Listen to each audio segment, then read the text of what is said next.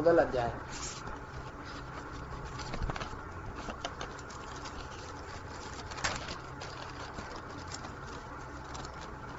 முதல் அத்தியாயம் கிருஷ்ணரின் வருகை. எப்படி ஆரம்பமாகுதுன்னா, ஒரு காலத்துல அசுர ஜனங்க அதிகமாயிட்டாங்க. அளவுக்கு அதிகமான அசுரர்கள் அந்த காரணத்தினால அசுரர்களுடைய கணம் தாங்க முடியாம பூமாதேவியார் போய் பிரம்மா கிட்ட முறையிடுறாங்க. பூமியினுடைய அதிபதி பூதேவி அவங்க போய் பிரம்மா கிட்ட முறையிடுறாங்க. பிரம்மதேவரே, கணம் தாங்க முடியல, ஏதாவது பண்ணுங்க அப்படின்னு. சரி அப்படின்னு சொல்லிட்டு பசு, ஆக்சுவலி பூமாதேவி பசு வடிவை எடுத்துக்கிட்டு பிரம்மாட்ட போறாங்க. பசு மாதிரி போறாங்க, என்னை காப்பாத்துங்க அப்படின்னு. அப்ப பூமாதேவியை கூட்டிட்டு பிரம்மதேவர் பகவான் விஷ்ணுவை பார்க்க போறார். அவர் தனியா போகல, மற்ற தேவதாக்கள் எல்லாரையும் கூட்டிட்டு போறார். தேவதாக்கள் எல்லாரையும்னா சிவபெருமான் தலைமையில, சிவன் உட்பட எல்லாரும் விஷ்ணு அணுகிறான்.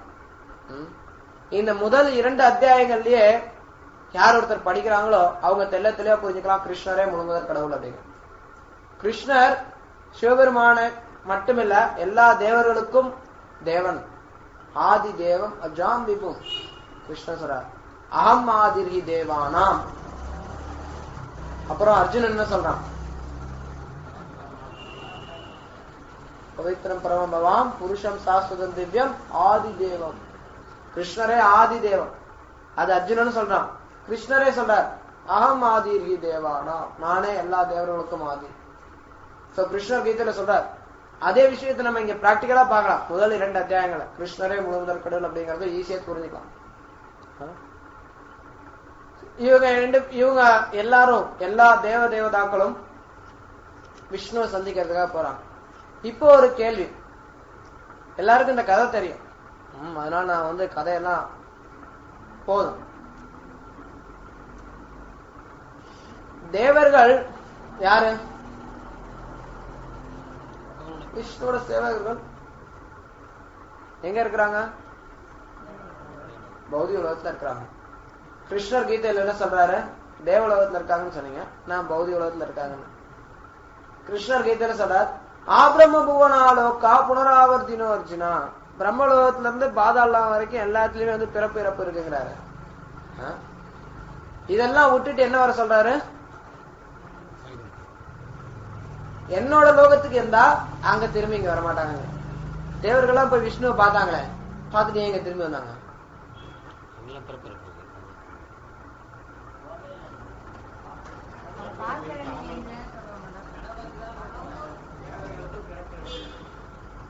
தேவர்களுக்கு பிறப்பு இறப்பு இருக்கு, அதுல யாருக்கும் சந்தேகமே கிடையாது, எல்லாம் தெளிவு. தேவர்களுக்கு பிறப்பு இறப்பு உண்டு. ஆனா கிருஷ்ணர் சொல்றார், என்னுடைய லோகத்துக்கு ஒருத்தர் வந்துட்டானா திரும்பி இங்க வரமாட்டான்னு சொல்றார். இங்க நம்ம பாக்குறோம், விஷ்ணு பிரம்மா, அப்புறம் எல்லா தேவர்களும் சிவபெருமான் உட்பட எல்லாரும் விஷ்ணு போய் சந்திக்கிறாங்க, விஷ்ணு கிட்ட முறையிடுறாங்க, அதுக்கப்புறம் திரும்பி அவங்க இடத்துக்கு வந்துட்டாங்கன்னு சொல்லப்படுது. இது எப்படி புரிஞ்சுக்கிறது?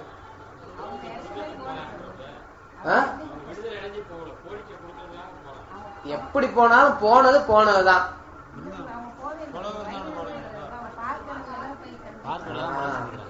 அவங்க ஆன்மீக உலகத்துக்கு போகல, அவங்க இந்த பௌதிக உலகத்துல பௌதிக உலகத்துக்குள்ளார இருக்கக்கூடிய ஸ்வேத தீபம். சரி, அப்ப ஸ்வேத தீபமானது பௌதிக உலகமா?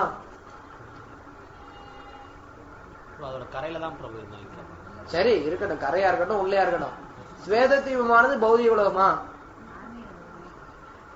அப்புறம் பௌதிக உலகங்கிறீங்க, கிடையாது. கற்பனை பண்ணாங்க, கரையில இருந்தா வேண்டாங்க. ஆனா பகவான் விஷ்ணு இருக்கார் அப்படின்னாலே அது ஆன்மீக உலகம் தான். அப்படி இருக்கும்போது என்ன வித்தியாசம்?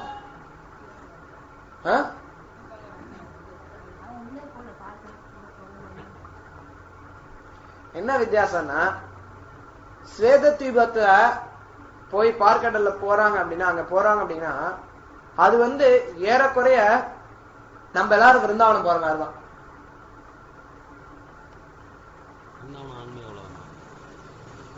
விருந்தாவனம் யாரெல்லாம் போனீங்க? ஒரு 50% விருந்தாவனம் போயிருக்கீங்க. ஒரு ட்ரெயின் டிக்கெட் வாங்கிட்டு, இல்ல வெங்கடேசன் பிரபு மாதிரி பிளைட் டிக்கெட் வாங்கிட்டு விருந்தாவனம் போயிட்டு வந்துருவாங்க. எல்லாம் போயிட்டு வந்துட்டீங்கல்ல, அதே மாதிரிதான் தேவர்களும் போயிட்டு வந்துட்டாங்க. நம்ம ஆன்மீக உலகத்துக்கு தான் போறோம், விருந்தாவனத்துக்கு தான் போறோம், ஆனா திரும்பி வரோம். அதே மாதிரி தேவர்கள் வந்து ஸ்வேத தீபத்துக்கு தான் போறாங்க, ஆனா திரும்பி வரோம். இதெல்லாம் இந்த பௌதிக உலகத்துக்குள்ளார இருக்கக்கூடிய ஆன்மீக இடங்கள், ஆன்மீக உலகம். இது வந்து யார் வந்து ஆன்மீகத்துல முன்னேற்றம் அடைஞ்சிருக்காங்களோ அவங்களால அந்த இடம் வந்து உணரப்படும், முழுமையா உணரப்படும். கண், அதாவது என்ன பாக்குறது, விஸ்வரூபத்தை பாக்குறது ஒரு கண்ணு கொடுக்க சொல்லலாம், அந்த மாதிரி தான் நாட் எக்ஸாக்ட்லி அதே மாதிரி கிடையாது. அப்கோர்ஸ் விஸ்வரூபத்தோட கதையை வேற. இந்த ஆன்மீக உலகம் புரியுது அந்த கருது? இன்னொரு வாட்டி சொல்லுங்க. அதாவது ஸ்வேத தீபமானது இந்த பௌதிக, அதாவது ஆன்மீக உலகம் இருக்கு. இந்த பௌதிக உலகத்தை சிருஷ்டிக்கிறதுக்காக மகாவிஷ்ணு காரண கடல்ல படுத்திருக்கார். அந்த மகாவிஷ்ணுவிட்ட இருந்து எண்ணற்ற பிரபஞ்சங்கள் வருது. ஒவ்வொரு பிரபஞ்சத்துக்குள்ளாரையும் விஷ்ணு, மகாவிஷ்ணுடைய இன்னொரு அவதாரமா விஷ்ணு உள்ள போறார். அங்க அவர் அவருடைய வேர்வையினால பாதி உலகத்தை ரொப்பிட்டு, இந்த உலகமானது ஒவ்வொரு உருண்டை, இந்த ஒவ்வொரு உருண்டையும் 8 திக்கு லேயர் இருக்கு. பூமி ரப்போ நலோவாயு கம்மனோ பூதி ரேவச் கிருஷ்ண சொல்ற. இந்த 8 லேயரால் ஆனது. அதுக்கு உள்ளார பாதிய வந்து விஷ்ணு ரொப்பிட்டார், தண்ணியாக்கி ரொப்பிட்டார். அதுக்கப்புறம் அவருடைய தொப்புள் கொடியில இருந்து பிரம்மா வரார். அந்த தாமரை தண்டுக்குள்ளார 7 லோகங்கள் இருக்கு. சரியா? இந்த செல் இருக்கு பாத்தீங்களா, இந்த பந்து, தண்ணி ரொப்பின பந்து, பாதி தண்ணி ரொப்பின பந்து மாதிரி இதுக்குள்ளார ஒரு இடம் இருக்கு, விஷ்ணு எப்பவுமே இருக்கிற அந்த இடம் ஸ்வேத தீபம்னு சொல்லப்படுது. அங்கதான் பார்க்கடல் இருக்கு. சரியா? அங்க அந்த பார்க்கடல்ல பெருமா வீட்டு இருக்கார். அந்த பார்க்கடலோட கரைக்கு தேவர்கள் போக முடியும். புரியுதா? அந்த பார்க்கடலோட கரைக்கு போய் அங்க அவர்கிட்ட கும்பிடுறாங்க. தேவர்கள் எல்லாரும் பிரார்த்தனை பண்றாங்க. தேவர்கள் எல்லாம் பிரார்த்தனை பண்றதுக்கு ஒரு மெத்தட் இருக்கு, வேதங்கள்ல சிபாரிசு பண்ணப்பட்டிருக்கு. விஷ்ணு வழிபடுறதுக்கு மிகவும் உகந்த ஸ்துதி புருஷ சுக்தம். புருஷ சுக்தம் சொல்லி விஷ்ணு வழிபடுறாங்க. அது விஷ்ணு வழிபடுறதுக்கு மிகவும் உகந்த ஸ்துதின்னு சொல்லப்படுது. அதன் மூலமா விஷ்ணு அவங்க வழிபடுறாங்க தேவர்கள் எல்லாரும். ஆனா விஷ்ணுட்டு இருந்து பதில் எதுவுமே வரல. நம்ம நாடகத்துல எல்லாம் வேணா பாக்கலாம், விஷ்ணு குடுகுடுன்னு ஓடி வர மாதிரி தேவர்கள் முன்னாடி. சினிமாவில் வேணா காட்டலாம், தசாவதாரம் படத்துல வேணா காட்டலாம். தேவர்கள் வராங்க, உடனே விஷ்ணு வராரு. யார் வேணாலும் நினைச்சவங்க போய் இந்திரன் போய் விஷ்ணுவை மீட் பண்ற மாதிரி. இதெல்லாம் முடியாது. ஸ்வேத தேவத்திலேயே வந்து எல்லாரும் அவ்வளவு ஈஸியா நுழைய முடியாது. போலாம் ஓரளவுக்கு, ஆனா அவ்வளவு ஈஸியா நினைச்ச மாதிரிலாம் நுழைய முடியாது. ஆனா படத்துல வேணா காட்டலாம், தேவர்கள் எல்லாம் போய் விஷ்ணு பக்கத்துல போய் நிக்கிற மாதிரி, விஷ்ணுவோட சேர்ந்து இருக்கிற மாதிரி. அப்கோர்ஸ் விஷ்ணு பக்கத்துல வரலாம் எப்பனா அவர் இங்க வரும்போது. ஆனா பொதுவா அவங்க வந்து அணுக முடியாது அவ்வளவு எளிமையா. அந்த தேவர்கள் எல்லாம் பாக்குறாங்க, விஷ்ணுட்ட இருந்து பதிலே வரல. என்னன்னு யோசிக்கிறாங்க. பதில் வரலங்கவும் பிரம்மதேவர் தியானத்துல அமர்றார். தியானத்துல அப்படின்னா தியானம்னா என்ன? பகவான் தியானிக்கிறார், விஷ்ணுவ உள்ள தியானிக்க ஆரம்பிக்கிறார். உடனே பிரம்மாவுக்கு உள்ளே மெசேஜ் கொடுத்துட்டார். பிரம்மாவுக்கு விஷ்ணு மெசேஜ் கொடுத்துட்டார் உள்ள. என்ன மெசேஜ் கொடுக்கிறாரு அப்படின்னா, பயப்படாதீங்க, எல்லாம் போய் சேருங்க, நான் வரப்போறேன். நான் வந்து கூடிய விரைவில் தோன்ற போறேன். எது வம்சத்துல நான் தோன்ற போறேன். அதனால நீங்க எல்லாம் என்ன பண்ணுங்க, எல்லாரும் இப்பயே போய் தேவர்கள் அவங்களோட மனைவியர்களோட போய் எது வம்சம் அப்புறம் சுத்தி இருக்கக்கூடிய வம்சங்கள் எல்லாத்துலயும் போய் நீங்க போய் பிறவி எடுக்கணும் கட்டளை கொடுக்கிறார். இதெல்லாம் பிரம்மாவோட இதயத்துல கொடுக்கிறார். பிரம்மாவோட இதயத்துல விஷ்ணு சொல்றார், நான் வந்து கூடிய விரைவில் வரப்போறேன், யாரும் பயப்பட தேவையில்ல, நான் தனியா வரப்போறது இல்ல, என்னுடைய மாயையும் கூட்டிட்டு வரப்போறேன், என்னுடைய மாயா சக்தியையும் கூட்டிட்டு வரப்போறேன். இந்த மாயா சக்தி அப்படிங்கிறது பெரிய டிஸ்கிரிப்ஷன் இருக்கு. என்னுடைய மாயா சக்தியையும் கூட்டிட்டு வரப்போறேங்கிற. அப்புறம் என்னுடைய அடுத்த விரிவு, எனக்கு ரொம்ப நெருக்கமான விரிவாகமான பலராமரையும் கூட்டிட்டு வரப்போறேன். அதே சமயத்துல என்ன இந்த லீலைகளுக்கெல்லாம் பங்கேற்றுக்கிறதுக்காக தேவர்கள் எல்லாரும் இந்த எது வம்சத்துல பிறவி எடுக்கணும் அப்படின்னு சொல்லப்படும். எல்லா மனைவியர்களோட சேர்ந்து பிறவி எடுங்க அப்படின்னு சொல்லி கட்டளையிடுறார் விஷ்ணு தேவர்கள். விஷ்ணு பிரம்மாவுக்கு அந்த இன்ஃபர்மேஷன் பாஸ் பண்ணிடுற உள்ள இதயத்துல கொடுத்துறார். பிரம்மாவுக்கு இதே இந்த செய்தியானது இதயத்துல கொடுக்கப்படும். நம்ம பாகவத்தையும் பாக்குறோம், பிரம்மாவுக்கு வேத ஞானம் ஆரம்பத்துல இதயத்துல கொடுக்கப்பட்டது அப்படின்னு. சோ இதுதான் வேத ஞானம், வேத வழி பெறக்கூடியது. இது இதயத்துல இந்த ஞானம் கொடுக்கப்படும். சோ அதை இதயத்துல வாங்கின பிரம்மதேவர் இதை மத்தவங்களுக்கு அந்த கட்டளைய பாஸ் பண்றார். தேவர்கள் எல்லாருக்கும் சொல்றார், நீங்க எல்லாரும் போய் எது குலத்துல பிறவி எடுக்கணும், விஷ்ணு கூடிய விரைவில் வரப்போறார் அப்படின்னு. சோ மெசேஜ் எல்லாருக்கும் பாஸ் ஆயிடுச்சு. விஷ்ணு கூடிய விரைவில் வரப்போறாருங்கிறது எல்லாருக்கும் தெரிஞ்சிச்சு. தேவர்கள் எல்லாரும் சந்தோஷம் அடைஞ்சிட்டு அவங்கவுங்க இடத்துக்கு போறாங்க. இப்ப கீழே இங்க எதுகுலம், எதுகுலத்துல இருக்கவங்களுக்கு தலைநகரம் மதுரா, எதுகுலவாசிகளுக்கு தலைநகரம் மதுரா. மன்னர் யாரு? எதுகுலத்தோட மன்னர் யாரு? சூரசேனர்.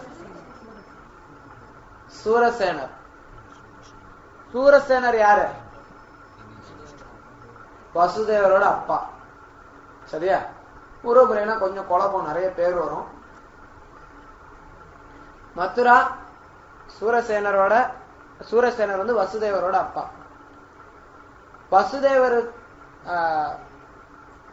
சூரசேனர் இருக்கார். அப்புறம் போஜ வம்சம் இருக்கு, இன்னொரு வம்சம். போஜ வம்சத்தினுடைய மன்னர் உக்ரசேனர். உக்ரசேனரோட பையன்கள்ல முதல் பையன் கம்சன். வசுதேவ் உக்ரசேனரோட சகோதரன் ஒருத்தர் இருக்கான், உக்ரசேனரோட தம்பி. அவன் பேரு தேவகா. தேவகாவுக்கு 7 மகள்கள், 7 மகள். அந்த 7 மகளையும் வந்து சூரசேனர் எது வம்சத்தாளுடைய வாரிசான வசுதேவருக்கு தேவகர் வந்து கல்யாணம் பண்ணி கொடுக்கிறார். தேவகருக்கு என்ன குழம்புறீங்களா? எது வம்சம் சூரசேனர். சரியா? சூரசேனரோட பையன் வசுதேவர், முடிஞ்சு போச்சு. போஜ வம்சத்தினுடைய மன்னர் உக்ரசேனர். உக்ரசேனரோட பல பையன்களை ஒரு பையன் கம்சன். உக்ரசேனருக்கு பொண்ணுங்களும் இருந்தது. சரியா? அப்புறம் உக்ரசேனரோட சகோதரன் தேவகா. தேவகாவுக்கு 7 மகள்.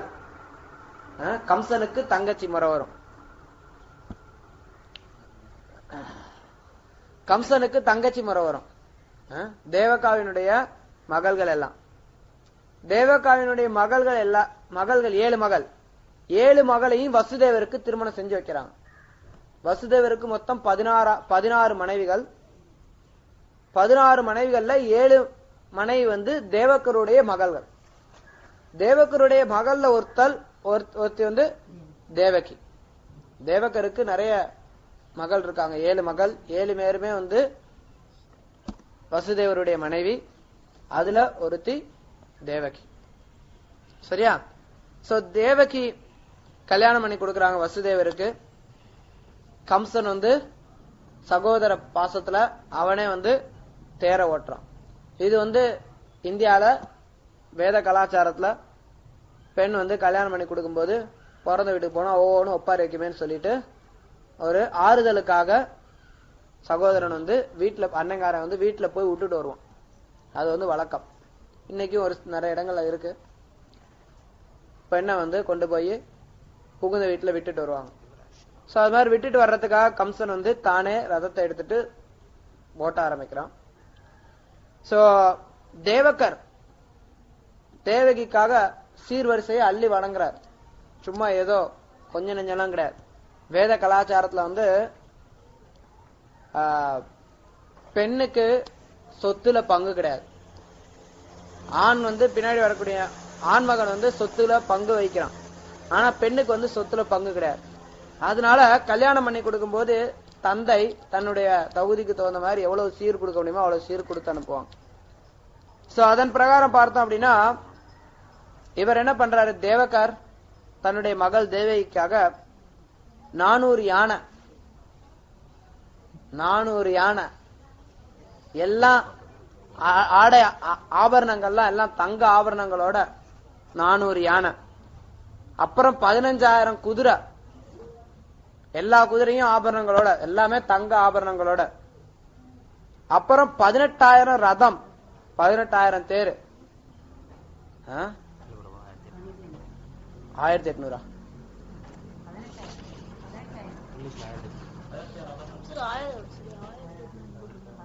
1800 போட்டிருக்கா? ஓகே, அப்ப 1800 தான். இங்கிலீஷ்ல என்ன இருக்கோ அதான் கரெக்டா இருக்கும், தமிழ்ல தப்பா இருக்கும். 1800 போட்டிருக்கா? ஓகே, 1800 ரதங்கள். கரெக்ட். அப்புறம் 200 பணிப்பெண்கள். ஏன்னா ஃப்ரெண்ட்ஸுங்களும் கூட போகணும்ல. சோ ஃப்ரெண்ட்ஸுங்களும் சேர்ந்து அங்க போறாங்க. சோ இவங்க எல்லாருக்குமே நல்ல ஆடை ஆபரணங்களோட அனுப்பி வைக்கிறார் தேவகர். சோ கம்சன் எடுத்துட்டு ஓட்டிட்டு போறான். எல்லாருக்கும் தெரிஞ்சதுதான் கதை.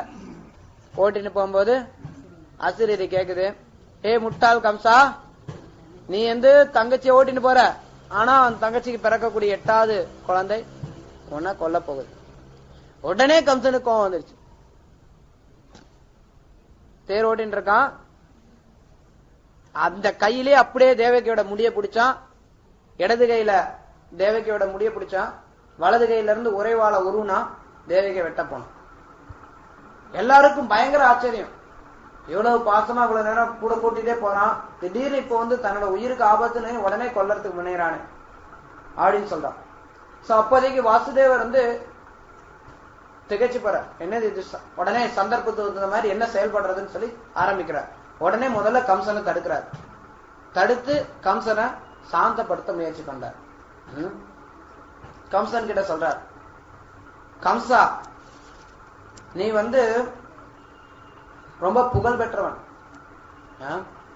உனக்கு நிறைய பேர் புகழ் இருக்கு, போஜ வம்சத்திலேயே நீ ரொம்ப புகழ் பெற்றவன். நீ ஒரு பெண்மணிய, பெண்களை கொல்றது அப்படிங்கிறது வேத கலாச்சாரத்துல கிடையாது. ஒரு பெண்மணிய, அதுவும் உன்னுடைய சொந்த தங்கைய, அதுவும் அவளோட திருமண நாள்ல கொல்லலாமா? அது உனக்கு எவ்வளவு அவப்பெயர் கொண்டு தரும். இது உனக்கு ரொம்ப அவமரியாதை ஆயிடுமே. அதனால நீ இந்த காரியத்தை செய்யாத. ஒவ்வொரு காரணமா முன்வைக்கிற. அவர் முதல்ல நீதி பிரகாரம் போறார், நீதி நியாயம் பிரகாரம் போறார், அப்புறம் தத்துவம் பிரகாரம் போறார். வசுதேவருடைய பேச்சு ரொம்ப நுணுக்கமானது. இதுக்கு பின்னாடி பல அர்த்தங்கள். வசுதேவர் முதல்ல நீ இதெல்லாம் பண்ணலாமா அப்படின்னு சொல்லி கேட்கிறார். கம்சன் அடங்குற மாதிரி தெரியல. அப்புறம் கம்சன் கிட்ட இன்னும் அடுத்த ஆத்ம ஞானத்தை கொடுக்கிறார்.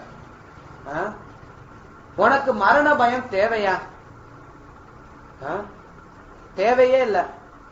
ஒருத்த 100 வருஷம் வாழ்றான்னு எடுத்துக்கிட்டா 25 வயசு ஒருத்தருக்கு அப்படின்னா அப்ப 25 வருஷம் போயிடுச்சுன்னு அர்த்தம்.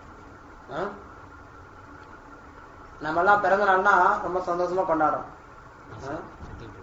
ஆனா 25 வயசு ஆச்சு அப்படின்னா 25 வருஷம் செத்து போயிட்டான்னு அர்த்தம். அதுதான் உண்மை. அத சொல்ற நல்லா கவனிக்கணும். நீ ஏன் இவ்வளவு இதுக்கு அவசரப்படுற? ஆனா எப்படி இருந்தாலும் நீ ஒரு நாள் சாகத்தான் போற. கிருஷ்ணர் கீதையில சொல்ற அதே விஷயத்தை இங்க வசுதேவர் அர்த்தம் சொல்ற. எப்படி இருந்தாலும் நீ ஒரு நாள் சாகத்தான் போற. எங்க சொல்றார் கீதையில கிருஷ்ணர்? ஸ்லோகா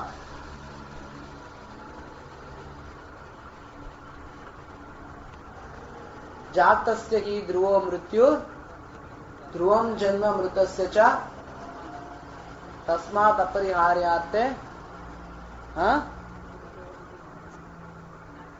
नात्वं सोचितुम् अर्हसि. கேட்டதா சொன்னது? அடுத்த தடவை சுத்தமா சொன்ன.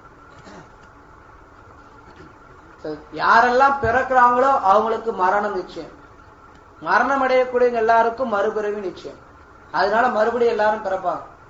சோ அதனால நம்ம மரணத்தை கண்டு நீ பயப்படாத. நீ செத்த அப்படின்னா உன்னுடைய செயல் என்ன செய்யறியோ அதுக்கு தகுந்த மாதிரி நீ உனக்கு மறுபிறவி கிடைக்கும். செயலுக்கேற்ற மறுபிறவி அப்படிங்கிறார். அந்த தத்துவத்தையும் மேற்கோள் காட்டுறார். அது எங்க சொல்றாரு கிருஷ்ணர் கீதையில? ஏறக்குறை எடுத்துக்கலாம். எம்எம் வாபி ஸ்மரன் பாவம் தஜந்தந்தே கலைவரம் தம் தம் ஏவிதி கௌந்தேயா சதாசத் பாவ பாவிக. ஒருத்தன் என்ன மாதிரி காரியங்களை செயல்படுறானோ, என்ன நிலையில நினைக்கிறானோ மரண தருவாயில அதுக்கு தகுந்த மாதிரி எடுக்கிறான். அது மட்டும் இல்லாம வாழ்க்கை ஃபுல்லா என்ன காரியம் செய்யறானோ, என்ன செயல் செய்யறானோ அதுக்கு தகுந்த மாதிரி மறுபிறவி கிடைக்க போகுது. சோ அதனால நீ எப்படி இருந்தாலும் சாகத்தான் போற. ஏன் இப்படி அவசரப்படுறாங்க? அப்புறம் சொல்றாரு, இந்த மறுபிறவி எடுக்கிறது அப்படிங்கிறதுக்கு அவர் உதாரணமா கொடுக்கிறார். புழு இலைகள்ல ஊறும். பாத்துருக்கீங்களா? எப்படி ஊறும்?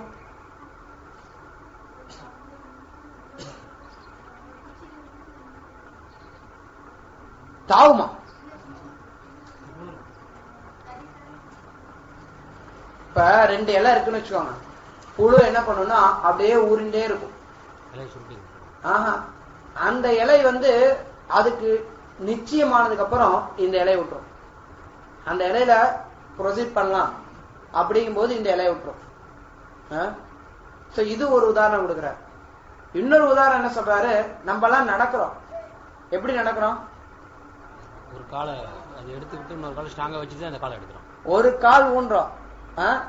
அந்த கால் பூமியில ஸ்திரமானதுக்கு அப்புறம் அடுத்த காலை எடுக்கிறோம்.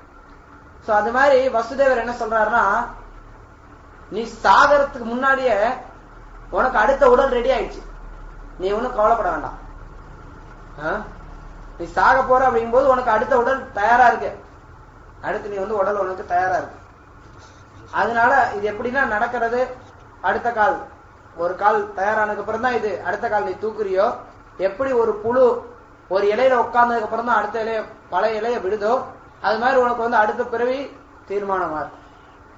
அதனால நீ கவலைப்படாத. அப்புறம் என்ன சொல்றாரு? இது ஒரு கனவு மாதிரி. கனவுல நீ நிறைய ட்ரெஸ் போட்டுக்கலாம், நிறைய விதவிதமா நீ மாறலாம். கனவுல வித்தியாசமா எதை வேணாலும் கேட்கலாம். அதுக்காக நீ சஞ்சலப்படக்கூடாது. அவர் என்ன சொல்றாருன்னா, சோப்பா உதாரணம் கொடுக்கிறார். ஒருத்தனுக்கு நம்ம மலையை பார்த்திருக்கோம். மலைகள் சேலத்துல நிறைய இருக்கு. சுத்தி முத்தி பார்த்தா எங்க பார்த்தாலும் மலை தான் தெரியுது. தங்கத்தை பார்த்திருக்கோம். சேலத்தையும் நிறைய தங்க நகை கடைக்கு நிறைய இருக்கு. கனவுல தூங்கும் போது எப்பயாவது தங்க மலை நமக்கு கனவுல தெரியலாம். இல்ல சினிமால எதுலயாவது ராஜா சிம்மாசனத்துல உட்கார்ந்து இருக்கிறத பார்த்திருப்போம். நமக்கு நம்ம சிம்மாசனத்துல உட்கார மாதிரி கனவு வரலாம். நம்ம ஏற்கனவே நினைச்ச விஷயங்கள் கனவுல ஏதோ கற்பனையா வரும். அதெல்லாம் உண்மையாயிட்டு போயிடாது. அது மாதிரி இப்ப நீ உன்னுடைய மனதுல நீ பல்வேறு உடைகள் எப்படி நீ கனவு மாத்திரியோ, அது மாதிரி இந்த உடை அப்படிங்கிறது பல்வேறு உடை மாதிரி.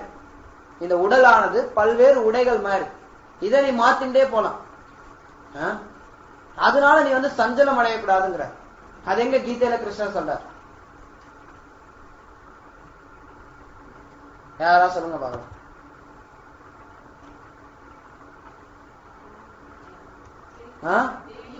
தேகினோ ஸ்மியதா தேகே கௌமாரம் யவ்வனஞ்சரா ததா தேகாந்தர பிராப்தி வீரஸ்தத்ர நாமுகேது. என்ன அர்த்தம் சொல்லுங்க பாக்கலாம் ஒரு நிமிஷம். பின்னாடி என்ன அர்த்தம் சொல்லுங்க.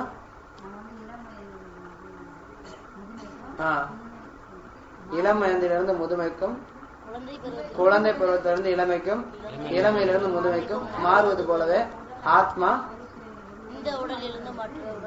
நான் என்ன கேள்வி கேட்டேன்?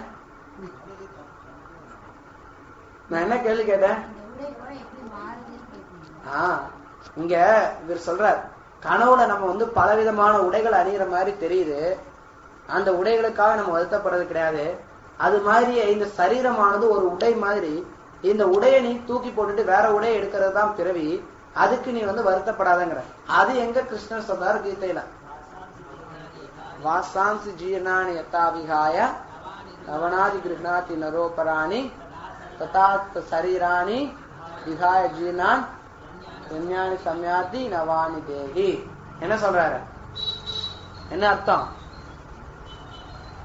பழைய உடைகளை சொல்லு.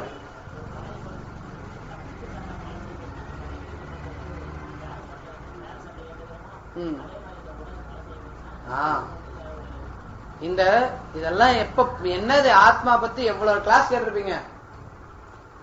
பசாம்சி ஜீர்ணானி ஸ்லோகா தெரியாது உங்களுக்கு எல்லாம் ஒருத்தருக்கும். கேட்டா தேகினோஸ்மின்யதா தேக கௌமாரம் சொல்றீங்க. பின்னாடி இருக்கிறதுனால எல்லாம் ஒண்ணு பார்த்து பின்னாடி இருக்குன்னா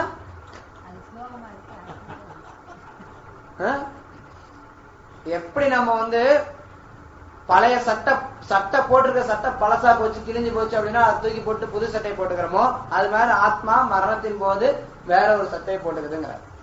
சரியா? இதே விஷயத்த இங்க வசுதேவர் வந்து கம்சன் கிட்ட சொல்றார். அவர் என்ன சொல்றார்? இப்படி போயிட்டே இருக்கிறதுனால இப்படி மனம் வந்து சஞ்சலப்படுது. இந்த மனதினுடைய இயற்கையானது சஞ்சலப்படக்கூடிய இயற்கை. ஆனா நீ என்ன தெரிஞ்சுக்கணும்னா, இந்த உடல் வந்து போயிட்டு மாத்தக்கூடிய உடல். அதனால இந்த சஞ்சலப்படக்கூடிய மனதுக்கு நீ அடிமை ஆயிடாதங்கிற. மனம் சஞ்சலப்படும். மனம் ஒரு சில நேரத்துல ஒரு விஷயத்தை ஏத்துக்கும், ஒரு சில நேரத்துல இந்த விஷயம் வேண்டான்னு திறக்கும். இது நம்ம எங்க படிச்சோம்?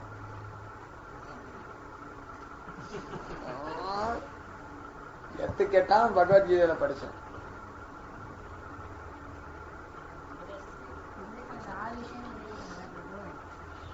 செமினாரே கொடுக்கூடாதுன்னு நினைக்கிறேன். இப்பதான் எல்லாம் படிச்சு பரீட்சை எழுதுனீங்க. பக்தி ரசாமி சிந்தல என்ன சொல்லப்படுற?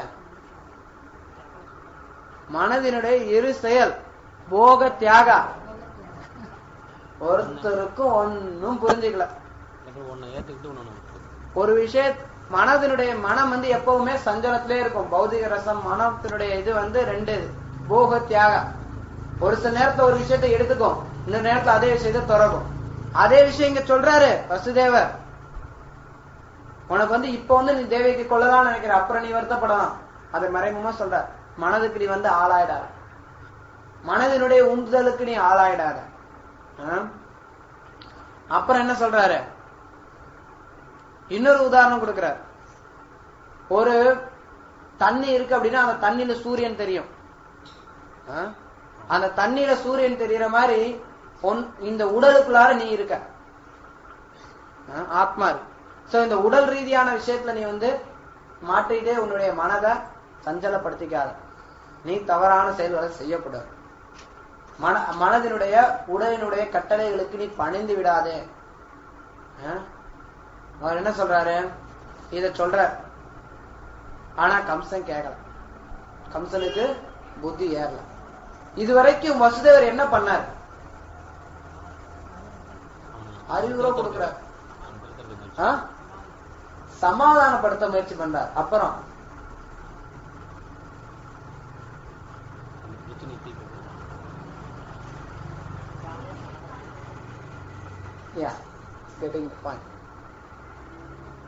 அரசியல்னா அதுல 4 இருக்கு. சாம பேத தான தண்டா. சாம பேத தான தண்டா. சாம அப்படின்னா ஒருத்தனை வந்து சாந்தப்படுத்த முயற்சி பண்றது. ஒரு எதிரி இருக்கா அப்படின்னா அந்த எதிரியை வந்து கொஞ்சம் சாந்தப்படுத்த முயற்சி பண்றது. அது வந்து முதல் முயற்சி. அது ஒத்து வரலன்னு வச்சுக்கோங்க, அந்த எதிரியை வந்து 2ஆ பிரிக்கலாம். பேதா, எதிரி 2 பேர் இருக்காடா, அந்த 2 பேருக்கு நடுவில் சூழ்ச்சி பண்ணி 2 பேரையும் பிரிச்சிட்டோம் அப்படின்னா அப்ப நமக்கு கொஞ்சம் ஸ்ட்ரென்த். இது பேதா, ரெண்டாவது டெக்னிக். மூணாவது டெக்னிக் என்னன்னா தானம். ஏதாவது கொடுக்கறது, அவனுக்கு கொடுத்து அவனுக்கு ஏதாவது மினிஸ்டர் போஸ்ட் கொடுத்து அவனை வந்து உட்கார வச்சிரு. இது தானம். அதுக்கு அடுத்து தண்டா, அடி, அது கடைசி ஸ்டேஜ். இது வந்து அரசியல். நம்ம இந்திய அரசியல், எல்லா அரசியலையும் இது பார்க்கலாம். நம்ம ஊர்ல என்ன பண்றாங்க, எதிர்கட்சி இருக்குதுன்னா அந்த எதிர்கட்சி வந்து கொஞ்சம் அடக்க பாக்குறாங்க, அப்படியே சமாதானமா அப்படியே வச்சுக்கலாம்னு பாக்குறாங்க. முடியாத பட்சத்துல அந்த எதிர்கட்சிக்குள்ளார சண்டை மூட்டி ரெண்டா பிரிக்க பாக்குறாங்க. அதுவும் முடியாத பட்சத்துல அந்த எதிர்கட்சியில இருக்கிறவனுக்கு அவனையும் சேர்த்துக்கிட்டு அவனுக்கு அமைச்சர் மினிஸ்டர் போஸ்ட் கொடுத்து அடைக்கிறாங்க. ரொம்ப துள்றானா கேஸ போட்டு உள்ள போடுற, குண்டு வச்சு தூக்கிடு. அது அதுவும் நடக்குது. சாம பேத தான தண்டா, இதுதான் அரசியல். அது பிரகாரம் இங்க வந்து வசுதேவர் ஒவ்வொரு ஸ்டேஜா போற. முதல்ல அவனை சமாதானப்படுத்த முயற்சி பண்ணாரு. அப்புறம் அவனுக்கு வந்து ஆத்மாவுக்கும் உடலுக்கும் இருக்கக்கூடிய பேதத்தை சொல்லி, நீ வந்து உடலே கிடையாது, நீ ஆத்மா அப்படிங்கறத சொல்லி அவனை வந்து பிரிக்க பாக்குறாரு. உடல்ல இருந்து அவனை பிரிக்க பாக்குறாரு. அதுவும் வேலைக்கு ஆகல. சரி, அடுத்த ஸ்டேஜ் தானம். அவர் என்ன சொல்றாரு, அடுத்த ஸ்டேஜ் ப்ரொபோசல் அடுத்து வைக்கிறார். நீ வந்து உன்னை வந்து தேவகி கொல்ல போறது இல்ல, தேவகிக்கு பிறக்கிற குழந்தை தான் கொல்ல போகுது. தேவகி குழந்தை பிறக்குமா பிறக்காதான்னு இப்ப நமக்கு தெரியாது. அசிரி சொன்ன வாக்கு உண்மையாகுமா பொய்யாகுமான்னு நமக்கு தெரியாது. கம்சன் பாக்குறான், யோசிக்க வேண்டிய விஷயம். தேவகிக்கு ஆண் குழந்தை பிறக்குமாங்கிறது அதை விட தெரியாது. 8 குழந்தை பிறக்குமா, யாரு கண்டா? நிச்சயமில்லாத ஒரு செயலை நீ எப்படி செய்யலாம்? சரி, நான் உனக்கு ஒரு உறுதி கொடுக்குறேன். அப்படியே ஏதாவது குழந்தை பிறந்ததுன்னா அந்த குழந்தைய குழந்தை நான் உங்ககிட்ட கொடுத்துறேன். எந்த ஆண் குழந்தை பிறந்தா அது வந்து உங்ககிட்ட கொடுத்துறேன். நீ அதை என்ன பண்ணணும்னு நினைக்கிற பண்ணிக்கோ, தேவகியை விட்டுரு அப்படின்னு. கம்சன் யோசிக்கிறான், ஆமா இவர் சொல்றது நியாயமா தான் இருக்கு, தேவகியை விட்டுறலாம், ஏன் நம்ம கெட்ட பேர் வாங்கிக்கணும், குழந்தைதான் கொண்டு வந்து தரேங்கிறார். வசுதேவருடைய வாக்கு மேல நம்பிக்கை. ஏன்னா வசுதேவர் பகவானுடைய பக்தர். பகவானுடைய பக்தர் அப்படின்னா அவர்கிட்ட எல்லா நற்குணங்களும் இருக்கும். இது பாகவத்தோட 5வது அத்தியாயத்துல சொல்லப்படுறது. என்ன ஸ்லோகம் சொல்லுங்க பாக்கலாம். எல்லாம் நாடகம் கேட்டீங்கல்ல, மிருகாரி நாடகம், ரிப்பீட் பண்ணுங்க பாக்கலாம். ஓகே, மறந்து போச்சா? यस्यास्ति भक्तिर् भगवत किंचना सर्वैर गुणैस्तत्र समासते शूरा परो अभक्तस्य कुतो महत्पुरा. What is the last line? परो अभक्तस्य कुतो महद्गुणा धावतो बहिः something. Anyway, அங்க என்ன பாகவத்துல என்ன சொல்லப்படுதுன்னா, யார் ஒருத்தர் ஹரிக்கு பக்தி செய்யறாங்களோ அவங்க கிட்ட நற்குணங்கள் இருக்குமா. நற்குணங்களுடைய தன்மை என்ன அப்படின்னா, அந்த குணங்கள் எதிரியை கூட வசப்படுத்துமா. அதனால கம்சனுக்கு வசுதேவர் உண்மையா இருப்பார், சொன்ன வாக்க காப்பாத்துவார் அப்படிங்கறதுல நம்பிக்கை இருந்து. எவ்வளவு பெரிய நம்பிக்கை பாத்தீங்களா? தன்னோட குழந்தைய கொடுக்கணும்னாலும் சரி, சொன்ன வாக்கை இவர் காப்பாத்துவார் அப்படிங்கிற நம்பிக்கை எதிர்க்கே இருக்கு. பொதுவா நண்பனா இருந்தா கூட, இப்ப ஒரு அண்ணன் தம்பி இருக்காங்க, அண்ணனுக்கு குழந்தை இல்ல, தம்பிக்கு நிறைய குழந்தை போகுது. தம்பி சொல்றான், எனக்கு பிறக்கிற 3வது குழந்தைய உனக்கு நான் தத்து எடுத்து கொடுத்துறேன் அப்படிங்கிறான். அண்ணனுக்கு முழு நம்பிக்கை வருமா? கொஞ்சம் சந்தேகம் இருக்கும். கொடுத்தா கொடுக்கலாம், இல்லைன்னு சந்தேகம். அதுவே எல்லா குழந்தையும் கொடுக்கறேன்னா அதை விட சந்தேகம். அதுவும் நான் கொடுக்கறேன் நீ கொலை பண்ணிக்கோன்னு சொன்னானா நம்புவானா? எவனாவது நம்ப மாட்டான். ஆனா கம்சனே நம்புறான். ஏன் சொல்றது யாரு? வசுதேவர். அவர் பக்தரா இருக்கக்கூடிய காரணத்தினால அவருக்கு உண்மையை காப்பாத்துவார் அப்படிங்கிற நம்பிக்கை அசுரனுக்கும் இருந்து. நம்ம கூட மகாபாரதத்துல பார்க்கலாம், யுதிஷ்ட மகாராஜா வந்து எல்லாருமே நம்புவாங்க.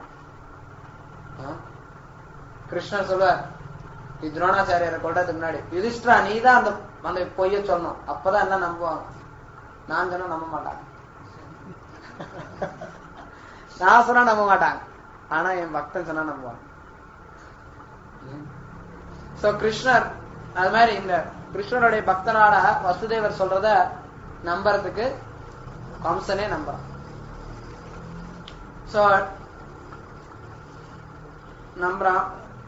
ஓ இந்த இடத்துல இன்னொரு சில பாயிண்ட்ல கம்சன் இந்த உபதேசம்லாம் சொல்லி கேட்கலன்னு வரைக்கும் தானத்தை கொடுக்கறதுக்கு முன்னாடி வசுதேவர் ஒரு யோசனை யோசிக்கிறார். அவர் என்ன யோசிக்கிறாருன்னா, இப்ப நம்ம தேவகியை காப்பாத்தலாம், அப்புறம் குழந்தைகளை பத்தி யோசிக்கலாம்.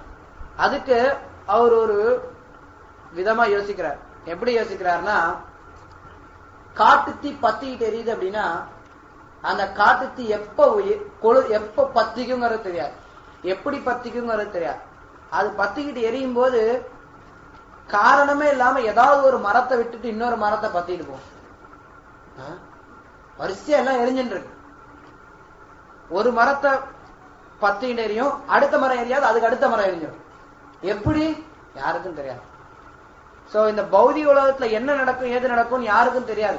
இப்ப நம்ம தேவகியை காப்பாத்தலாம். அப்படியே இந்த அசுரரி சொன்னது உண்மையா இருந்தா, பகவான் விஷ்ணு எங்களுடைய வயிற்றுல எங்களுக்கு குழந்தையா பிறக்க போறாருன்னா, தேவகிக்கு மகனா பிறக்க போறாரு பகவான் விஷ்ணு அப்படின்னா, எப்படி இருந்தாலும் தேவகி காப்பாற்ற போறோம். சரியா? குழந்தை கொல்லணும்ன்றத கண்டிப்பா கொலைதான் போகுது. சோ இப்ப நம்ம தேவகி காப்பாத்தலாம் அப்படின்னு முடிவெடுத்து தான் அவர் தானம் கொடுக்கறதுக்கு முன் வர. சோ அதெல்லாம் பேசி அவர் முன் வர. சோ ரொம்ப தாராள மனப்பான்மையோட இவனும் அமுச்சு விட்டுறான் கம்சன். முதல் குழந்தை பிறகுது. முதல் குழந்தை பிறந்தறியுமே குழந்தைக்கு பேர்லாம் வைப்பாங்க. சோ முதல் குழந்தைக்கு பேர் வைக்கிறாங்க, கீர்த்திவர்மன் பேர் வைக்கிறாங்க. கீர்த்திவர்மன் பேர் வச்சு குழந்தைய பேர் வச்சுட்டு உடனே கொண்டு போய் குழந்தைய கம்சன் கொடுக்குறான்.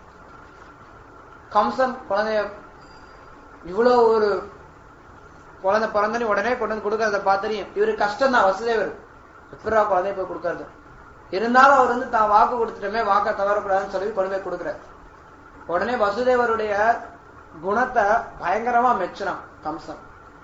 இதுல எல்லாம் நம்ம கவனிக்கணும், கம்சன் ஒரு அசுரன் தான், ஆனா கலிகாலத்துல இருக்கிற அசுரர்கள் மாதிரி கிடையாது.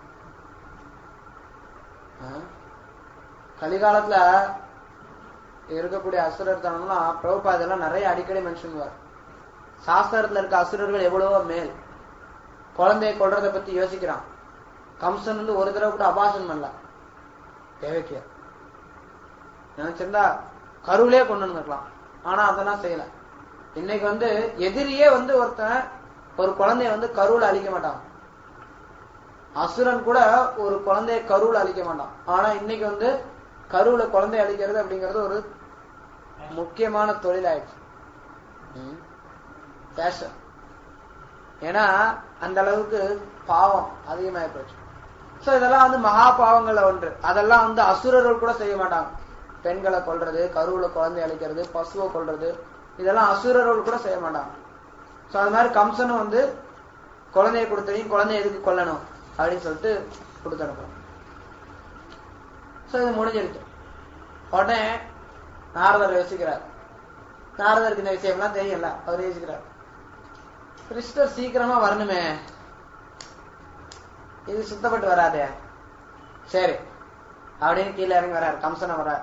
கம்சனுக்கு நாரதரை பார்த்தவையோ பயங்கர குஷி. ஓ நாரதரே வாங்க. இதுவும் அசுரனா இருந்தாலும் பாருங்க, ஒரு சாதுவை பார்த்தவையும் அவருக்கு வேணுங்கிற மரியாதை கொடுத்து அவரை அமர வச்சு அவருக்கு பணிவிட செஞ்சு அவர்கிட்ட கேட்பான். கம்சன் அசுரன் தான், ஆனா அவன் நாரதருக்கு வேணுங்கிற மரியாதை கொடுத்தான். அசுரனுக்கும் சூரனுக்கும் என்ன வித்தியாசம்?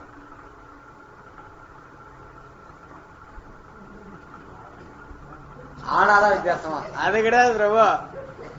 சூரன்னா என்ன? சூரசேனர்னு சொன்ன பேரு. சூரசேனர்னா என்ன? சூரன்னா பக்தன். சூரன்னா பக்தனுக்கு எதிராக இருக்கவன் தான் அசுரன். என்னம்மா இது இவ்வளவு நாள் தெரியாத யாருக்கும்? அசுரன்னா என்னன்னு? சூரன் அசுரன். சூரனுக்கு எதிர் அசுரன். சூரன்னா பக்தன். பிரபுபாத் எத்தனை தடவை புக்ல கொடுத்திருக்கிறாரு. அதாவது ஒருத்தன் பக்தனா அபக்தனா அப்படிங்கிறது யார், ஒருத்தன் பக்தனா அசுரனாங்கிறதுக்கு அவன் பகவான் விஷ்ணுவுக்கு பக்தி செஞ்சான் அப்படின்னா அவன் பக்தன், அவன் செய்யல அப்படின்னா அவன் அசுரன். சூரன் அசுரன், சிம்பிள். சோ பகவான் விஷ்ணுடைய பக்தர்கள் தான் யது வம்சத்தினர். அதனால யது வம்சத்தினுடைய தலைவருக்கு பேர் சூரசேனர். பக்தர்கள் சேனர், பக்தர்கள் எல்லாரும். சோ அசுரனா இருந்தாலும் இது அவனுக்கு வந்து நல்ல குணங்கள்லாம் இருக்கு. குணங்கள்லாம் இன்னைக்கு இருக்கக்கூடிய ஆளுங்களை காட்டிலும் எவ்வளவு மடங்கு உயர்ந்த குணங்களோட இருக்கிறான் கம்சன். நாரதரை வரவேற்று நாரதர் வந்து சொல்ற, கம்சா உனக்கு என்ன நடக்குது இங்க தெரியுமா அப்படின்னு சொல்லிட்டு எல்லா கதையும் சொல்றாரு. பூமி வந்து கேட்டுச்சு, விஷ்ணு வரப்போறாருன்னு சொல்லிட்டாரு. அப்புறம் தேவதாக்கள் எல்லாரும் பிறவி எடுத்திருக்காங்க எது குலத்துல, அதனால ஜாக்கிரதையா இருப்பா. கம்சன் தேவைக்கு பிறக்க போற குழந்தை அவனை கொல்ல போகுது. குழந்தை எந்த குழந்தை வேணாலும் கொல்லலாம் 8ன்னு சொன்னிச்சு அசிரரி. ஏன் முதல் குழந்தை கொல்லக்கூடாதான் என்ன ஒண்ணா? அசிரரி சொன்னதை அப்படியே நம்பாத, கவனமா இருந்துக்கோ அப்படின்னு சொல்ல. உடனே யோசிக்கிறான், ஆஹா இவர் சொல்றதும் யோசிக்க வேண்டியதா இருக்குது அப்படின்னு. அப்புறம் நாரதர் இன்னும் ஊசி போடுறாரு, சும்மா நினைக்காத, யாரு உன்னை கொல்ல வரப்போறது அப்படின்னா விஷ்ணு பகவான் கிருஷ்ணர். அவர் யாரு? போன பிறவில உன்னை கொலை பண்ணார். போன பிறவில நீ வந்து உன் பேர் காலநேமி, நீ பெரிய அசுரனா இருந்த போன பிறவில உன்னை வந்து அவரு தான் வந்து கொலை பண்ணாரு. இந்த பிறவிலையும் உன்னை கொலை பண்றதுக்காக வர்றாரு. சோ கவனமா இருந்தோ. உடனே கம்சனுக்கு உரைக்குது அப்பதான், ஓஹோ தேவதாக்கெல்லாம் வராங்க எல்லாம், சரி நம்ம வந்து இப்படியே விட்டு வச்சு சாதாரணமா இருக்கக்கூடாது, தேவகி வசுதேவரை சிறையில் அடைங்க அப்படின்னு சொல்லி கட்டளை ஏறோம். தேவகி வசுதேவரை சிறையில் அடைச்சிடறான், இரும்பு சங்கிலியில போட்டு சிறையில் அடைக்கிறான். இது வந்து ஒரு பெரிய ஆச்சரியத்தக்க விஷயம் கிடையாது. நமக்கு வந்து ஒரு எதிரி வரா அப்படின்னா எதிரியை பிடிச்சு, எதிரி யாரா இருந்தாலும் சரி, சகோதரனா இருந்தாலும் சரி, சகோதரியா இருந்தாலும் சரி, யாரா இருந்தாலும் சரி சிறையில் அடைக்கிறோம். இன்னைக்கும் நம்ம பாக்குறோம், எத்தனை தடவை நம்ம பாக்குறோம் ஒரே குடும்பத்துக்குள்ளார. இப்ப சமீபத்துல நேபாள தானே ராஜா குடும்பத்துக்குள்ளார சண்டை வந்து ஒருத்த வந்து எல்லாத்தையும் போட்டு தாக்கிட்டான் ஒரே குடும்பத்துக்குள்ளார. எதுக்கு அவன் ராஜா ஆகணுங்க. சோ அதே மாதிரி பாத்தீங்கன்னா வைசிய சமுதாயத்திலையும் இந்தியாலேயே பெரிய பணக்காரன் யாரு? இந்தியாவிலே பெரிய பணக்காரல ஒருத்தன் அம்பானி. அண்ணன் தம்பிக்குள்ளார சண்டை, 2 சொத்தெல்லாம் பேசிட்டான். சோ இது வந்து ஒன்னும் ஆச்சரியம் கிடையாது. அண்ணன் என்னது தமிழ்ல ஒரு பாட்டு வரும், நம்ம சிவாஜி என்ன, அண்ணன் என்னடா தம்பி என்னடா அவசரமான உலகத்துல. சரியா விட்டா முழு பாட்டையும் நீங்க பாடிடுறீங்க. சோ உறவுகள்லாம் வந்து அசுரர்களுக்கு மத்தியில ஒரு முக்கியத்துவம் கிடையாது. சோ அதனால வந்து உறவினரா இருந்தாலும் சரி பரவாயில்லன்னு சொல்லிட்டு உள்ள தூக்கி பிடிச்சு போட்டான் கம்சன். சோ அப்படியே ஒவ்வொரு குழந்தையா வருது, எல்லா குழந்தையும் வந்து கொல்ல ஆரம்பிக்கிறோம். எல்லா குழந்தையும் கொல்றோம், பிறக்கிற குழந்தை ஒவ்வொரு குழந்தையா கொண்டுறோம். சோ இப்ப இதன் மூலமா வந்து எது வம்சம் மொத்தத்துக்கும் பகைவன் ஆகிறான் தேவர்கள். ஏன்னா தேவர்கள் எல்லாரும் எது வம்சத்துல பிறந்திருக்காங்கன்னு சொல்லப்படுது. அது மட்டும் இல்லாம இன்னொன்னு என்னன்னா, சாஸ்திரம் என்ன சொல்றதுன்னா, தேவர்கள் எது வம்சத்துல மட்டும் பிறக்கல, போஜ வம்சத்திலையும் பிறந்தாங்க.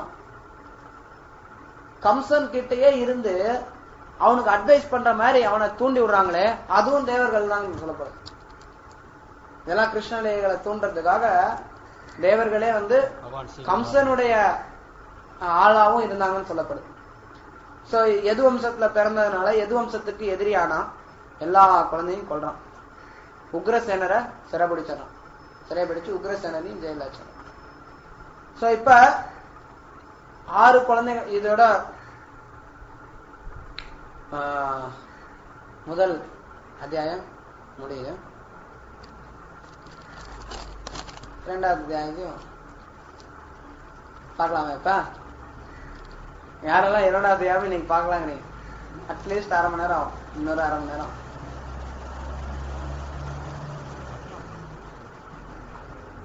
எனிவே பாதி பேர் கேட்டுக்கிறீங்க. ஓகே, 2வது அத்தியாயம் என்ன? தேவர்களோட பிரார்த்தனை. கர்ப்பத்துல இருந்த கிருஷ்ணருக்கு தேவர்களோட பிரார்த்தனை.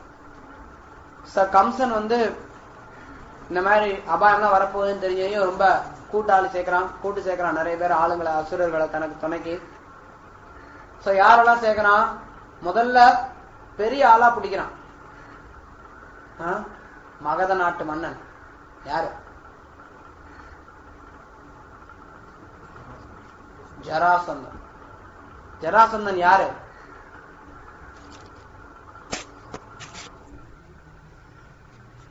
கம்சனுக்கு என்ன வேணும்? ஜராசந்தன் சொந்தக்காரன், கம்சனோட மாமனார் ஜராசந்தன்.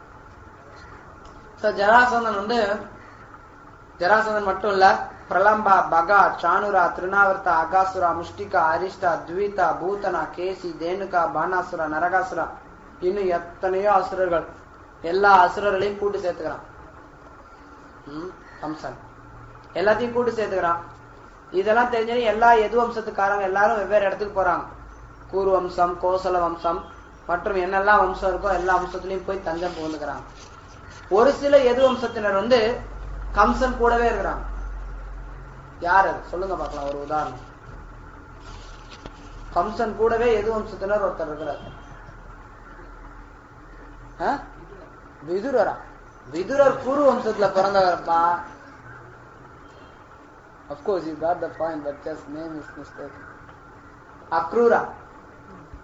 அக்ரூரர் வந்து கம்சன் கூடவே இருக்கிறார். அவர் பக்தர், மிகச்சிறந்த பக்தர்ல ஒருத்தர். நம்ம வந்து வந்தனைகளுக்கு வந்து அக்ரூர் ஒரு உதாரணமா இருக்கு.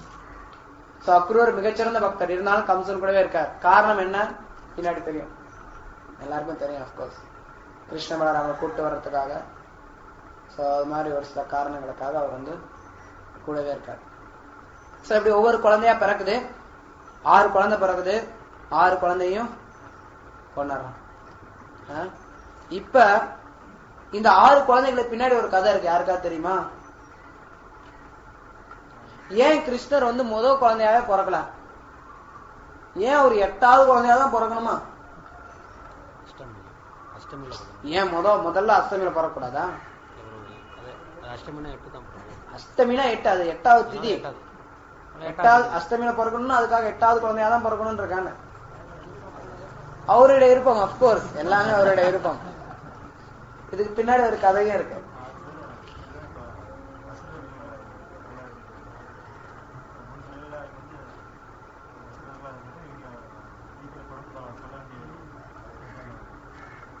ஓரளவு வர அந்த 6 குழந்தைகள் கிருஷ்ணருடைய சகோதரர்களா பிறவி எடுத்து கம்சனால கொல்லப்படுறவங்க யார் அப்படின்னா, மரீச்சியோட 6 பசங்க. மரீச்சி யார் தெரியுமா? யாரு? ராமாயணத்துல வருவாங்க. ராமாயணம் அப்கோர்ஸ், ஆனா டிஃபரெண்ட். அது சரி, அது டிஃபரெண்ட். இந்த மரீச்சி வேற. ரிஷியா? யாரெல்லாம் பகவத்கீதை கண்ணோட்ட செமினார் அட்டன் பண்ணீங்க? எல்லாரும் அட்டன் பண்ணீங்க.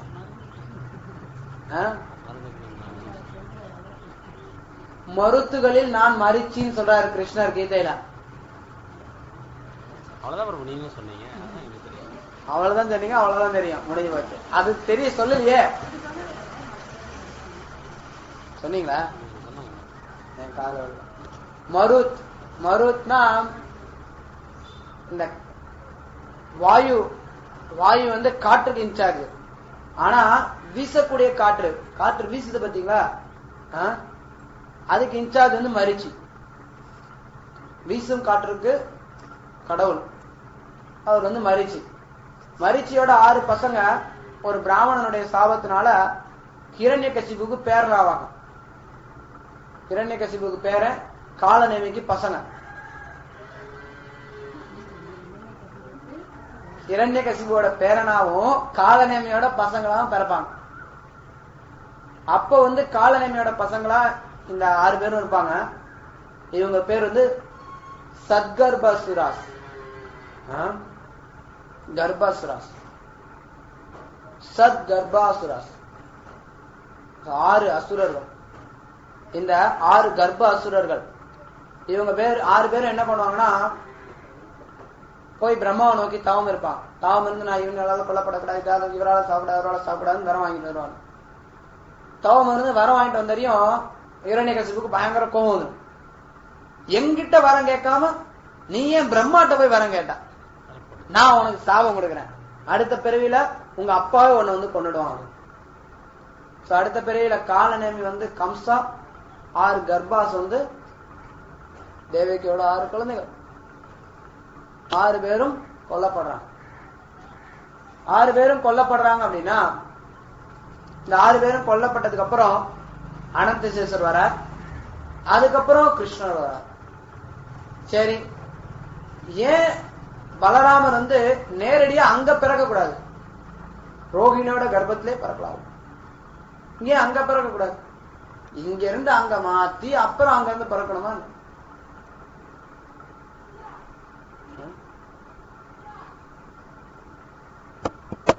யோசிச்சிருக்குமா? ஏன் அவர் அங்க பிறக்க கூடாது, டைரக்டா பலராமர் பிருந்தாவனத்துல ஏன் பிறக்கக்கூடாது? சரி, கிருஷ்ணர் தான் சொன்னாரு நான் வந்து தேவகி வசுதேவருக்கு மகனா பிறக்கிறேன்னு சொல்லி, அதனால அவரு தான் இங்க பிறந்தாகணும். பலராமரும் ஏன் இங்க பிறக்கணுங்கிற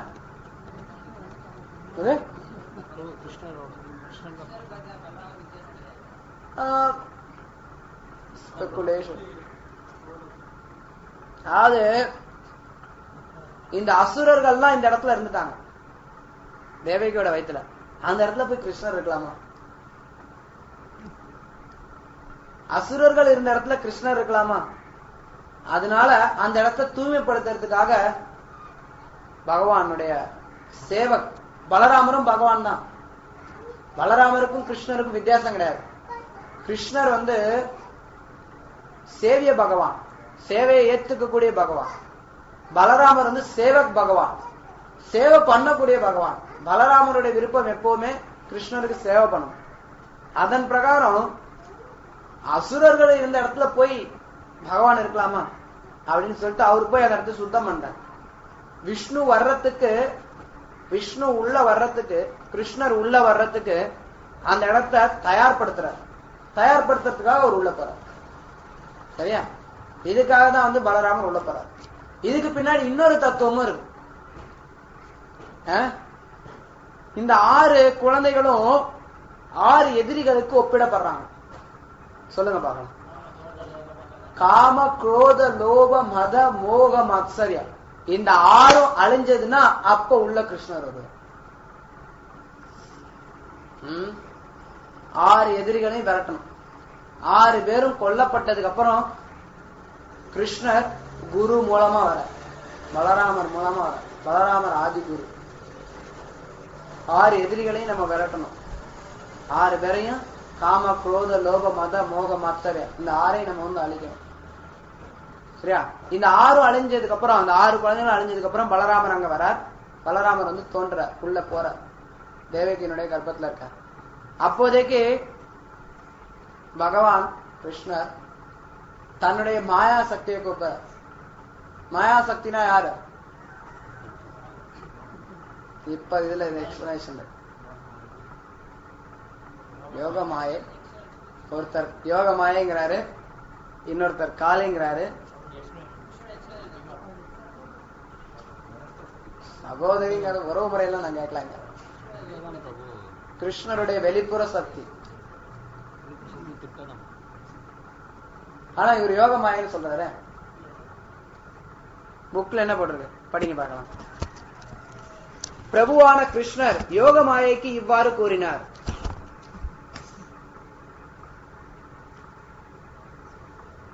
பதினோராவது பக்கத்துல முதல் பேரால போடு. பிரபுவான கிருஷ்ணர் யோக மாயைக்கு இவ்வாறு கூறினார். தற்போது கம்சனின் சிறையில் தேவகியும் வசுதேவரும் உள்ளனர். தேவகியின் கர்ப்பத்தில் என் முழு வியாபகமான சேஷன் இருக்கிறான். சேஷனி தேவகி கர்ப்பத்திலிருந்து ரோகிணியின் கர்ப்பத்துக்கு மாற்றுவதற்கு ஏற்பாடு அதெல்லாம் வருது. சோ என்னன்னா கருத்து, மாயானா என்ன?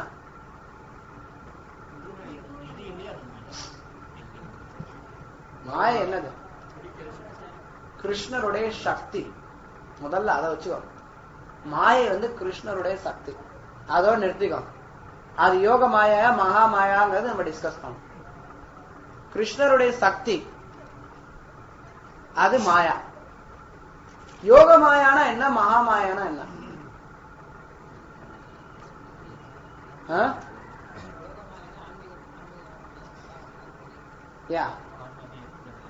ஆன்மீக சக்தி, பௌதிக சக்தி. இந்த மாயா ஆன்மீகத்தோட இருக்கும்போது அதுக்கு பேர் யோக மாயா. அதே மாயா பௌதிகத்தோட இருக்கும்போது அதுக்கு பேர் மகா மாயா. சரியா? இப்ப ஆன்மீகத்தோட இருக்கும்போதுன்னா என்ன அர்த்தம்? ஆன்மீகத்துல யாரெல்லாம் இருக்காங்க? கவனமா கவனிங்க, கவனமா கவனம். ஆன்மீகத்தோட இருக்கும்போதுன்னா அப்ப யார் இருக்காங்க? ஆன்மீகத்துல யார் இருக்காங்க? பகவான், பக்தர்கள். பகவான் கிட்டையும் பக்தர்கள் கிட்டையும் இருக்கும்போது மாயைக்கு பேர் யோக மாயா. அதே மாயை எப்ப அபக்தர்கள்ட்ட வருதோ அப்ப அதுக்கு பேரு மகாமாயா. ரெண்டுமே பகவானோட சக்தி தான். அது பக்தர்கள்ட்ட பகவான்கிட்ட இருக்கும்போது அதுக்கு பேர் யோகமாய, அசுரர்கள்ட்ட இருக்கும்போது அதுக்கு பேர் மகாமாயா.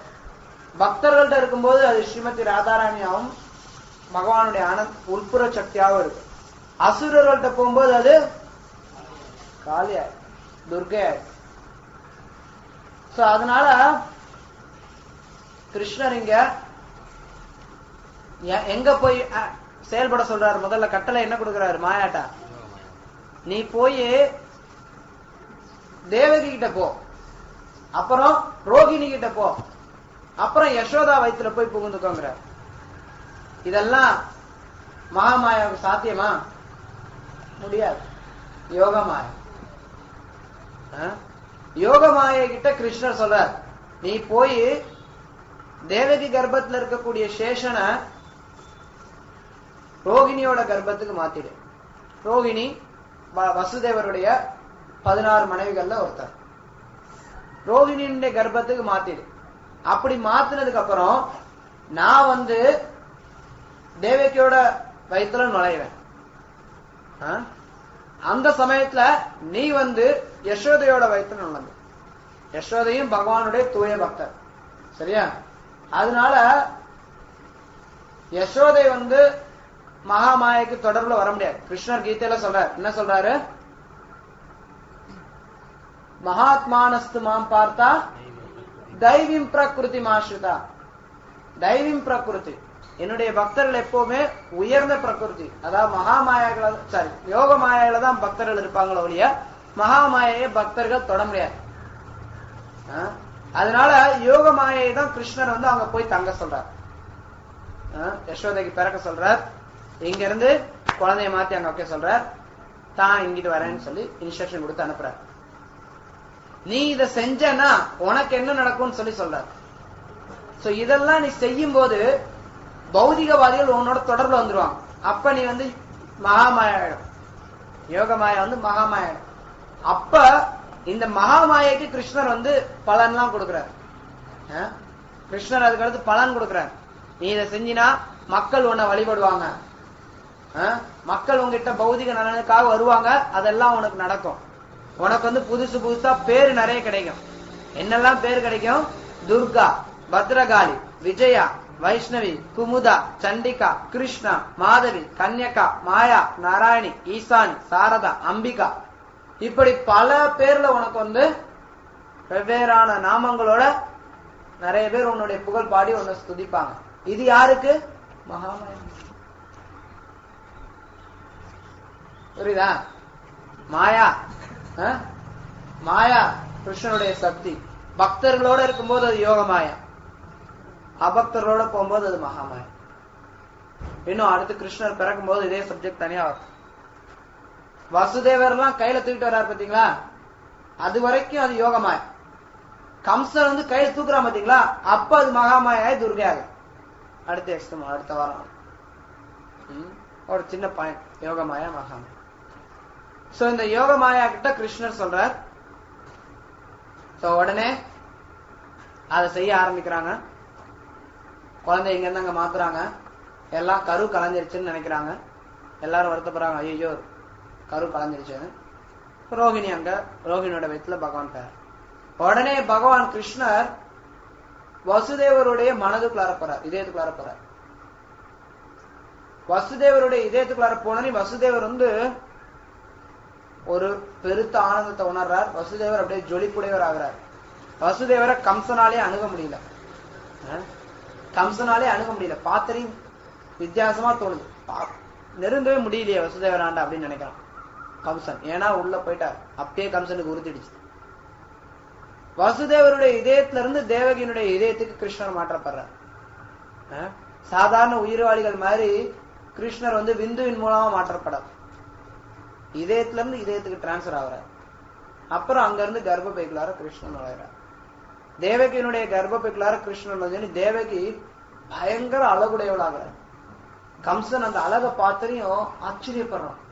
இவ இவ்வளவு வருஷமா இந்த அழகு இருந்ததே கிடையாது. இந்த அழகு இருக்கு அப்படின்னா என்னுடைய எதிரி விஷ்ணு உள்ள இருக்கான். குருஜி தெளிவாய், விஷ்ணு உள்ள இருக்கான்.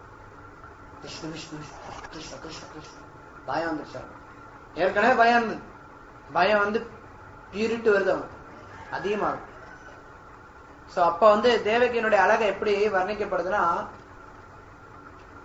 ஒரு நெருப்பு கொழுந்து விட்டு எரியக்கூடிய நெருப்பு நல்ல தக நெறியுது. ஆனா அந்த நெருப்பை சுத்தி நல்ல திக்கா கிரானைட்ல சோறு கட்டிட்டோம் அப்படின்னா அந்த நெருப்பினுடைய வெப்பம் வெளியில தெரியுமா? தெரியாது. சோ அது மாதிரி தேவகி அவ்வளவு அழகுடையவளா இருந்தாலும், அவ்வளவு சிறப்புடையவளா இருந்தாலும், ஜெயிலுக்குள்ளார போட்டதுனால தேவகியினுடைய அழகு வெளியில தெரியல அப்படின்னு சொல்றாங்க. இன்னொரு உதாரணம் என்ன சொல்றது, ஒரு பண்டிதன் தன்னோட ஊர்ல மட்டும் இருக்கிறான் அப்படின்னா, யாருக்கிட்டையும் பேசாம இருக்கான் அப்படின்னா அந்த பண்டிதனுடைய மதிப்பு மற்றவங்களுக்கு தெரியாது. அது மாதிரி தேவகி கிருஷ்ணரே உள்ள இருந்தாலும் கம்சனுக்கு மட்டும் தான் புரியுது கிருஷ்ணன் உள்ள இருக்காரு அப்படின்னு. சோ உடனே யோசிக்கிறான், தேவகியை கொன்னுடலாமா? பேசாம கொன்னுட்டா வேலை மிச்சம், இப்பயே கொன்னுட்டோம்னா வேலை முடிஞ்சு போயிடும். ஆனா பெண்ணை கொன்னோம்னா நமக்கு கெட்ட பேர் வருமே யோசிக்கிறோம். சரி வெயிட் பண்ணும் அப்படின்னு சொல்லி காத்திருக்கான். குழந்தை பிறக்கட்டும் கொண்டாடலாம் அப்படின்னு. சோ அப்படி அவன் ஏற்கனவே 8 வருஷமா கிருஷ்ணரே நினைச்சுட்டு இருக்கான். இப்ப கிருஷ்ணரை நினைக்கிற அந்த கிருஷ்ண உணர்வு அப்படிங்கிறது அதிகமாயிடுச்சு. சதா சர்வகாலமும் கிருஷ்ணரே நினைக்கிறான். படுத்தா சரி, நின்னா சரி, நடந்தா சரி. அவனுடைய பணிப்பெண்கள் வந்து ஏதாவது அரசரே ராஜான்னு கூப்பிட்டா போது ஓ கிருஷ்ணா. தண்ணி குடிக்கிறது பார்த்தா தண்ணியில கிருஷ்ணர் தெரிகிறார். எங்க திரும்பினாலும் கிருஷ்ணர் தெரிகிறார். அவனுக்கு எங்க திரும்பினாலும் கிருஷ்ணர் தெரிகிறார். எவ்வளவு ஒரு உன்னதமான நிலை பாரு. சிரிப்பில்ல, உண்மையிலே. நம்ம பக்தி ரசாமிரதம் படிக்கும் போது அதுல நாரதர் வந்து யுதிஷ்ட மகாராஜ் சொல்லக்கூடிய ஒரு ஸ்லோகா இருக்கு. என்ன ஸ்லோகா? கம்சன் வந்து பயத்தினால பக்குவத்தோட சோ பகவான் மேல இருக்கக்கூடிய பயத்தினால சதா சர்வகாலமும் கிருஷ்ணனை நினைச்சிருக்க. நம்ம இப்படிலாம் நினைக்கிறோமா? நம்ம ஹரே கிருஷ்ணாங்கும் போது மனம் எங்கே போகுது. ஆனா கம்சன் படுத்தா சரி, நின்னா சரி, உட்கார்ந்தா சரி, தூக்கவே கிடையாது அவனுக்கு. அவனுடைய பயம் அதிகமாயிட்டே இருக்கு. டைம் ஆக ஆக ஆக ஆக பயம் அதிகமாயிட்டே இருக்கு. இப்படி முழுக்க முழுக்க கிருஷ்ண உணர்வுடையவனா கம்சன் பூரண கிருஷ்ண உணர்வை பெற்றான் பயத்தினால. அதனால அவன் பக்குவமனது கிருஷ்ணனை பற்றி சதா சர்வகாலம் நினைச்சுன்றது. அதனால பக்குவமனது. சோ இப்ப இந்த நிலையை நம்ம எல்லாம் பயிற்சி பண்ண முடியாது, சாத்தியம் கிடையாது. அது பூரண பக்குவமான கிருஷ்ணனோட. ஆனா அது வந்து பக்தியா எடுத்துக்க முடியாது. ஏன்? அவருக்கு அனுகூலமா பக்தி தான் கிருஷ்ணருக்கு அனுகூலமா செய்யக்கூடாது. இது கிருஷ்ணருக்கு பிரதிகூலமா செய்யப்படாது. இங்க வந்து அந்யாபிலாஷ், வேற ஆசையே கிடையாது அவனுக்கு. பௌதிக ஆசையெல்லாம் கிடையாது அவனுக்கு. தியான கர்மா, முக்தி பெறணுங்கிற ஆசை கிடையாது. அவன் கர்மா, எனக்கு சொர்க்கலோகம் போகணும் அப்படிங்கிறதுக்காக அவன் கிருஷ்ணரை நினைக்க கிடையாது. சீலனம், செயல் செஞ்சுட்டே இருக்கான். செயல்னா என்ன? 3 வகையான செயல். மனதால, வார்த்தையால, உடலால. அவன் மனதால சதா சர்வகாலம் கிருஷ்ணரை நினைச்சுட்டு இருக்கான். தூய பக்தியினுடைய எல்லா ஆஸ்பெக்டும் பொருந்தது. ஒன்ன தவிர கிருஷ்ணானு சீலனம். கிருஷ்ணருக்கு அனுகூலமா பண்ணலாது. அதனால அது பக்தியானவை ஏற்றுக்கொள்ளப்பட முடியாது. பக்தியினுடைய மற்ற விஷயங்கள் எல்லாம் பொருந்தது. ஆசைகள் பணம், காசு பணம் வேணும்னு அவன் அணுகல. காசு பணம் வேணும்னு கிருஷ்ணரை நினைக்கல. இல்ல சொர்க்கத்துக்கு போகணும்னு கிருஷ்ணரை நினைக்கல. முக்தி அடையணும்னு கிருஷ்ணரை நினைக்கல. சதாசர்வான கிருஷ்ணரே நினைச்சுட்டு இருந்தான். ஆனா கிருஷ்ணரை அனுகூலமா நினைக்கல. அதனால அது பக்தியாக. இருந்தாலும் இந்த பிரதிகூலமான பக்தி பண்ணதுலயே கம்சன் பக்குவத்தடை. ஏன்னா கம்சன் கிருஷ்ணரை நினைச்சுட்டு இருந்தான் சதா சர்வகாலம். இந்த சமயத்தை எல்லா தேவர்களும் அங்க கூடுறாங்க. சிவபெருமான் உட்பட எல்லா தேவர்களும் அங்க கூடுறாங்க. கூடி பகவான் கிருஷ்ணருக்கு பிரார்த்தனைகளை செலுத்துறாங்க. இந்த பிரார்த்தனைகளுக்கு பின்னாடி பல தத்துவர்த்தங்கள், பயங்கர டீப்பான தத்துவங்கள் பிரார்த்தனைகளுக்கு பின்னாடி. கிருஷ்ணர் கேட்ட அவர் சொல்ற எல்லா தேவர்களும் கூடி பிரார்த்தனை பண்றாங்க, பகவானே நீங்க ஏதாவது வாக்கு கொடுத்தீங்க அப்படின்னா அதை கண்டிப்பா காப்பாற்றுவீங்க. நீங்க அவதாரம் பண்ணி எல்லாரையும் அழிக்கிறேன்னு சொன்னீங்க. நீங்க அவதாரம் பண்ண வந்துட்டீங்க. சொன்ன வாக்க காப்பாத்துறீங்க. நீங்க தான் பரம சத்தியம். நீங்க தான் முழுமுதற் கடவுள். நீங்க தான் முழுமுதற் கடவுள். இத எல்லா தேவர்களும் சொல்றாங்க. சிவபெருமான் உட்பட எல்லாரும் அங்க இருக்காங்க. நீங்க தான் முழுமுதற் கடவுள். நீங்க தான் அந்தர்யாமி. எல்லாருக்குள்ளாரையும் உள்ள பரமாத்மாவா இருக்கீங்க. உங்களை தெரிஞ்சுக்கிறதா, உங்ககிட்ட சரணடைறதா வாழ்க்கையினுடைய பக்குவ நிலை. நாங்க உங்ககிட்ட சரணடைறோம். எல்லா தேவர்களும் கிருஷ்ணர்கிட்ட சரணடைறாங்க. அப்புறம் தேவர்கள் எல்லாம் சேர்ந்து ஒரு முக்கியமான ஒரு உதாரணம் கொடுக்குறாங்க. என்ன கொடுக்குறாங்க? ஒரு மரத்தை பத்தி என்ன சொல்றாங்க? இந்த உடலை மரத்துக்கு ஒப்பிடுறாங்க. நம்மளோட உடலானது மரத்துக்கு ஒப்பிடப்படுது. இந்த மரத்துல 2 பழம் பழுகுது. என்ன பழம் பழுகுது? இன்பம், துன்பம். இன்ப துன்பம் அப்படின்னு 2 பழம் பழுகுது இந்த மரத்துல. உடல் அப்படிங்கிற மரத்துல இன்ப துன்பம்னு 2 பழம் பழுகுது. இந்த மரத்துக்கு 3 வகையான வேர் இருக்கு. அந்த வேர் எவ்வளவுக்கு எவ்வளவு பரவுதோ அந்த அளவுக்கு மரம் வலுவுடையதாயிடும். 3 வகையான வேர். என்ன வேறு? சத்துவகுணம், ரஜோகுணம், தமோகுணம். இந்த 3 வேரும் மரத்தை வலுப்படுத்துது. அப்புறம் என்ன சொல்லப்படுது? இந்த இன்பம் அப்படின்னு இருக்கக்கூடிய இந்த பழம் இருக்கே, இந்த பழத்துக்கு 4 சுவை இருக்காம். 4 சுவை இருக்கு. ஒரே பழம் தான், ஆனா அதுக்கு 4 சுவை இருக்கு. பரவாயில்லையா? என்ன பழம் அது? என்ன சுவை அது? தர்ம, அர்த்த, காம, மோக்ஷா. இதுதான் இன்பம் நினைச்சிட்டு இருக்கான். அந்த இன்பம் அப்படிங்கிற பழம் தர்மா, நான் நல்ல நீதி காரியம்லாம் நான் செய்யணும். அர்த்தா, பெரிய பணக்காரன் ஆகணும். காம சுகத்தை அனுபவிக்கணும். மோக்ஷம், விடுதலை பெறணும். இதுதான் சுகம் அப்படின்னு நினைச்சிட்டு இருக்கான். தர்ம, அர்த்த, காம, மோக்ஷா. இது இன்பம் அப்படிங்கிற பழத்தினுடைய 4 வகையான சுவை. அப்புறம் மரத்துக்கு மட்டை இருக்கும்ல மேல, என்னது பட்டை. அது 7 பட்டை இருக்குதான். 7 பட்டை என்னன்னா நம்மளுடைய இந்த ஆயுர்வேதத்துல சொல்லுவாங்க.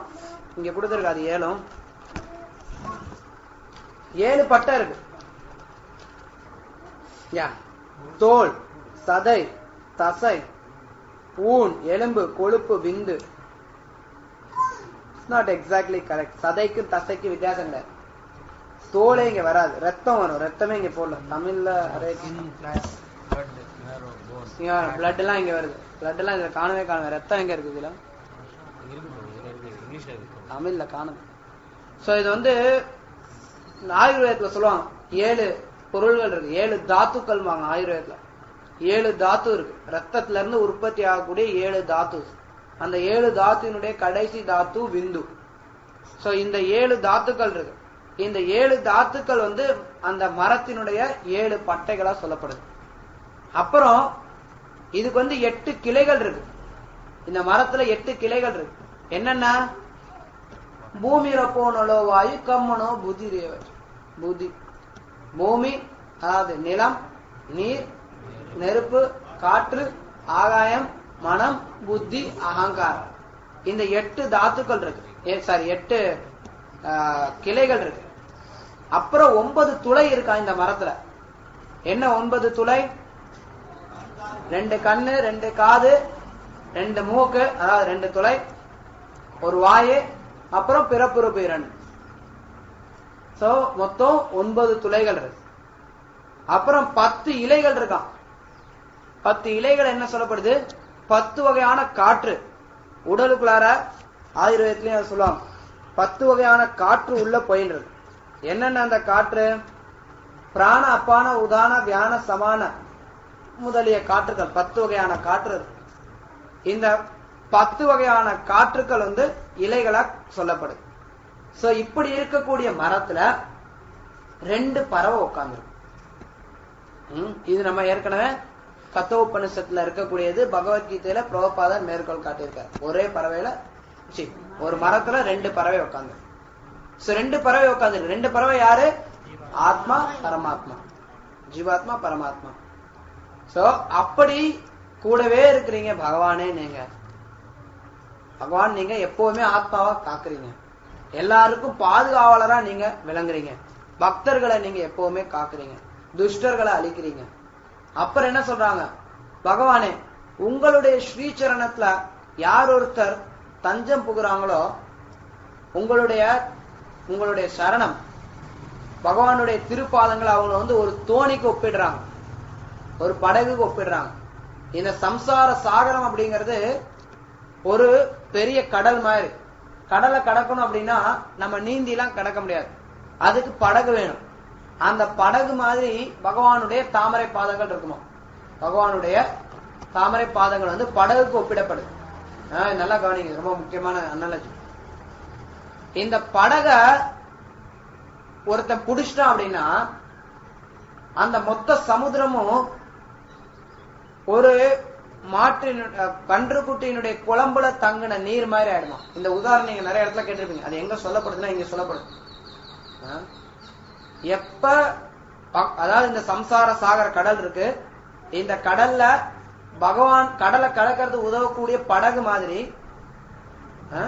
இந்த படகுங்கிறது பகவானுடைய தாமரை திருவடிகள். இந்த படகை நம்ம புடிச்சிட்டோம் அப்படின்னா, அதாவது பகவானுடைய திருவடிகளை புடிச்சிட்டோம் அப்படின்னா, சம்சார கடலானது ஒரு கன்றுக்குட்டியின் குழம்பில தங்கின நீர் மாதிரி ஆகும்.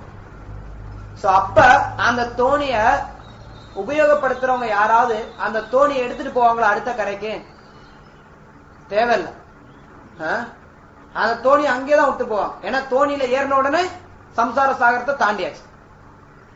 அப்ப தோணியை வந்து மறுக்கரைக்கு எடுத்துட்டு போகணுங்கிற அவசியம் கிடையாது. சரியா? அது மாதிரி பகவானுடைய திருப்பாதங்களை புடிச்சுண்ட பகவானுடைய சுத்த பக்தர்கள் அந்த தோணிய மத்தவங்களும் புடிச்சுக்கிறதுக்காக விட்டுட்டு போயிருக்காங்க. அதனால பகவானே உங்களுடைய பக்தர்கள் யார் ஒருத்தர் உங்களுடைய திருப்பாதங்களை பற்றின்றாங்களோ அந்த பக்தர்கள் மத்தவங்களுக்கும் இந்த திருப்பாதங்களை பற்றி கொள்வதற்கு வழிவகை பண்ணிக்கிறாங்க. ஏன்னா இதே கரையில விட்டுட்டு போயிடறாங்க. புரியுதா? நிறைய தடவை இந்த உதாரணம் கேட்டிருப்பீங்க. ஒரே கரையில ஏறுறாங்க, தோணியில ஏறுறாங்க. தோணியில ஏறினையும் கடல் முடிஞ்சு போச்சு. அண்ணன் அந்த தோணி அதே கரையில விட்டுறாங்க. கடல் ரொம்ப பெருசா இருந்தாதான் தோணியில ஓட்டின்டே போயிட்டே இருக்கணும். அடுத்த கரைக்கு போயிட்டா அப்புறம் அடுத்தவங்களுக்கு இருக்காது தோணி. சோ பகவானுடைய திருப்பாதங்கள் அப்படிங்கிற தோணியானது எப்பவுமே தயாரா இருக்கு. சோ அதை சொல்லப்படும். சோ இந்த ஆற்றை கடந்து போக முடியும். சரி, இப்படி உங்களுடைய திருப்பாதங்களை பற்றி கொள்ளாம ஒரு சிலர் தங்களுடைய சுய முயற்சியால நான் வந்து தியானத்தை முறையா யோக பயிற்சி மூலமா நான் வந்து முக்தி அடைஞ்சிட்டேன் அப்படின்னு யாராவது நினைச்சாங்கன்னா அவங்க வந்து பெரிய முட்டாள்.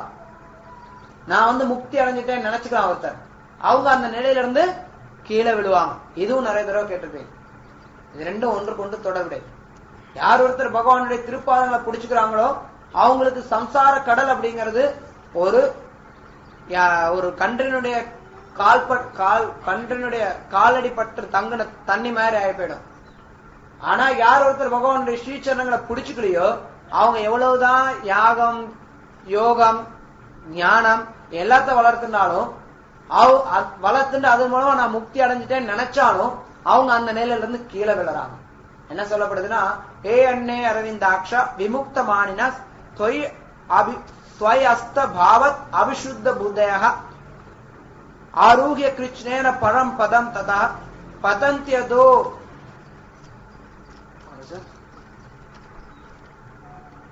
திருத்த யுஷ்மாத் அனிகிரஹாஹ. அதாவது யார் ஒருத்தர் பகவானுடைய ஸ்ரீச்சரங்களை பற்றி கொள்ளாம நானே முக்தி அடைஞ்சிட்டேன்னு நினைக்கிறாங்களோ அவங்க பதந்தியத கீழே விழுறாங்க. அதாவது யார் ஒருத்தர் பிரம்மஜோதிக்கு முக்தி அடைகிறாங்களோ, தன்னுடைய சுயமுயற்சினா முக்தி அடைஞ்சிட்டேன் நானு அப்படின்னு நினைக்கிறாங்களோ அவங்க கீழே விழுவாங்க. பிரபுபாத் இந்த பதத்தை அடிக்கடி மேற்கோள் காட்டுறார். நீங்க பாத்தீங்கன்னா ராமகிருஷ்ண மிஷன் ஆகட்டும், இன்னும் நிறைய இடங்கள்ல ஆகட்டும், நாங்களே முக்தி அடைகிறோம், கடவுள்லாம் தேவையில்லைன்னு சொல்லக்கூடியவங்க இருக்காங்க. ஆனா அவங்க எல்லாம் என்ன பண்றாங்க பாத்தீங்கன்னா, ஹாஸ்பிட்டல் திறக்கிறாங்க, சாதாரண சமூக சேவைகள்ல ஈடுபடுறாங்க. இதெல்லாம் அவங்க கீழே விழுந்துட்டாங்க அப்படிங்கிறதுக்கு அறிகுறி. பிரபுபா நிறைய சொல்லியிருப்பார், தொடர்ந்து வருவாங்க, நிறைய தடவை கேள்விப்பீங்க. அதை சொல்லிட்டு தேவர்கள் என்ன சொல்றாங்க, ஆனா பகவானே உன்னுடைய பக்தர்கள் என்றும் அழிவதில்லை. பக்தர்கள் ஆனவங்க என்றைக்குமே அழியறது கிடையாது. அவங்க இந்த சம்சார சாகரம் இடைஞ்சல்கள், எவ்வளவு இடைஞ்சல்கள் வந்தாலும் பக்தி தொண்டை செயலாற்றும் போது பல இடைஞ்சல்கள் வரும். ஆனா இந்த இடைஞ்சல் எவ்வளவு வந்தாலும் அதனால பயம் கொள்ளாம தொடர்ந்து முன்னேறாங்க. பக்தர்களுக்கு பயமே கிடையாது. ஏன் பயம் கிடையாது? கிருஷ்ணர் என்ன எப்பவும் பாதுகாப்பார் அப்படிங்கிற எண்ணத்தினால பக்தருக்கு பயம் கிடையாது. பிரபுபாத் ஒரு தடவை சொன்னார், நீங்க எல்லாரும் வீழ்ச்சி அடைய முடியும், நான் வீழ்ச்சி அடைய மாட்டேன் அப்படின்னார். அப்புறம் இன்னொரு தடவை சொன்னார், எப்பெல்லாம் நான் பெரிய பணக்காரங்களோட வீட்டுக்கு போறனோ அப்பெல்லாம் நான் அந்த பொருட்களால கவரப்படக்கூடாதுன்னு சொல்லி நான் கிருஷ்ணர்கிட்ட பிரார்த்தனை பண்றேன் அப்படின்னா. சோ அப்ப சிஷ்யர்கள் கேட்டாங்க பிரபுபாட்ட, பிரபுபா நீங்க தான் சொன்னீங்களே நீங்க வீழ்ச்சி அடைய மாட்டீங்கன்னு, அப்புறையே வீழ்ச்சி அடைய கூடாதுன்னு சொல்லி பிரார்த்தனை பண்றீங்க அப்படின்னு. அதுக்கு பிரபுபா பதில் சொன்னார். என்ன சொல்லியிருப்பார்?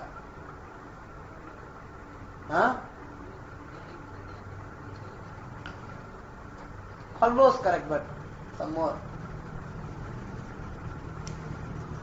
நான் எப்பவுமே கிருஷ்ணர்கிட்ட பிரார்த்தனை பண்ணிட்டே இருக்கேன், அதனால நான் கீழே வர மாட்டேன்.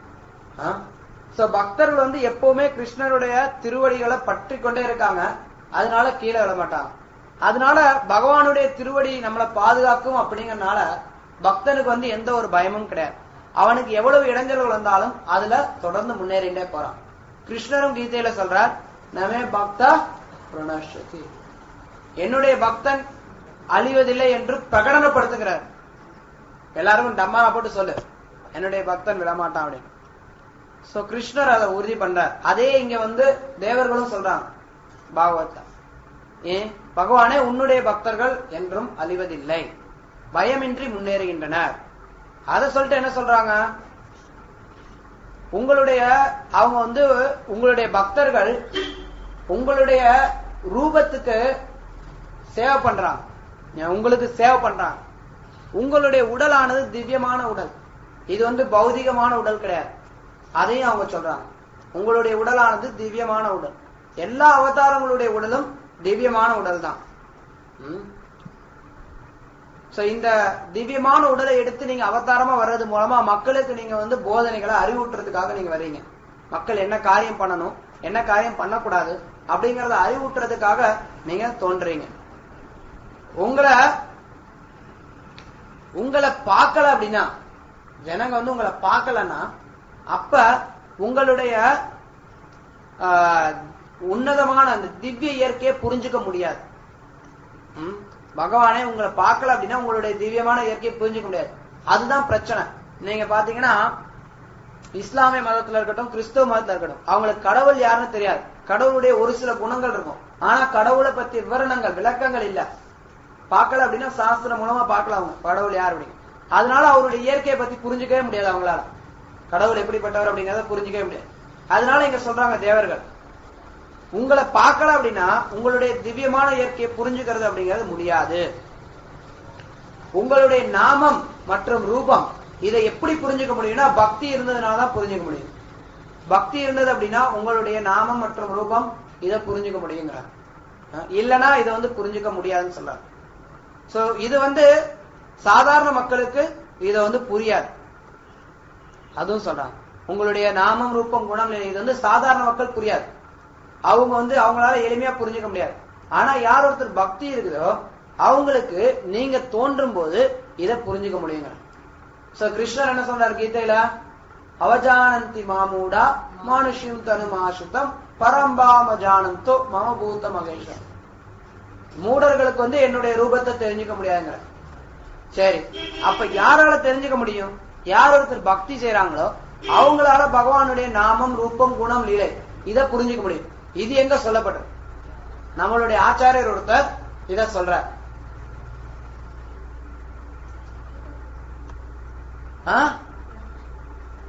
அத ஸ்ரீ கிருஷ்ண நாமாதி நபவே கிரகமேந்திரியே சொல்லுங்க எல்லாம். சேவோன்முகோ ஜீவாதோ ஸ்வயமேவ ஸ்புரோத்யதா. பரிச்சை முடிச்சரி மறந்துடக்கூடாது. என்ன சொல்றாரு ரூப கோஸ்வாமி? பகவானுடைய நாமம் ரூபம் குணம் லீலை இத நம்மளுடைய குறைபாடுள்ள பௌதிக புலன்களால புரிஞ்சுக்க முடியாது. எப்படி புரிஞ்சுக்க முடியும்னா சேவோன்முகோகி ஜீவாது, நாவினால தொடங்கக்கூடிய சேவையை செய்யறது மூலமா சேவை செஞ்சோம் அப்படின்னா அப்ப ஸ்வயம் ஏவ ஸ்புரோத்யத பகவானே அதை வெளிக்காட்டுவார். அப்படி வெளிக்காட்டுறதுக்கு நீங்க தோன்றி இருக்கீங்கிறாங்க தேவர்கள். புரியுதா? அப்புறம் அப்படிப்பட்ட பக்தர்கள் கிருஷ்ணர் அதுவும் இல்லாம கீதையிலே அவரே சொல்றார், பக்தியா மாம் அப்பி ஜானாதி யாவான் யஸ்சாஸ்மி தத்துவத்தக தத்தோ மாம் தத்துவத்தோ ஞாத்வா விசுதே தத் அனந்தரம். பக்தியா மாம் அப்பி ஜானாதி, பக்தர்களால தெரியாது.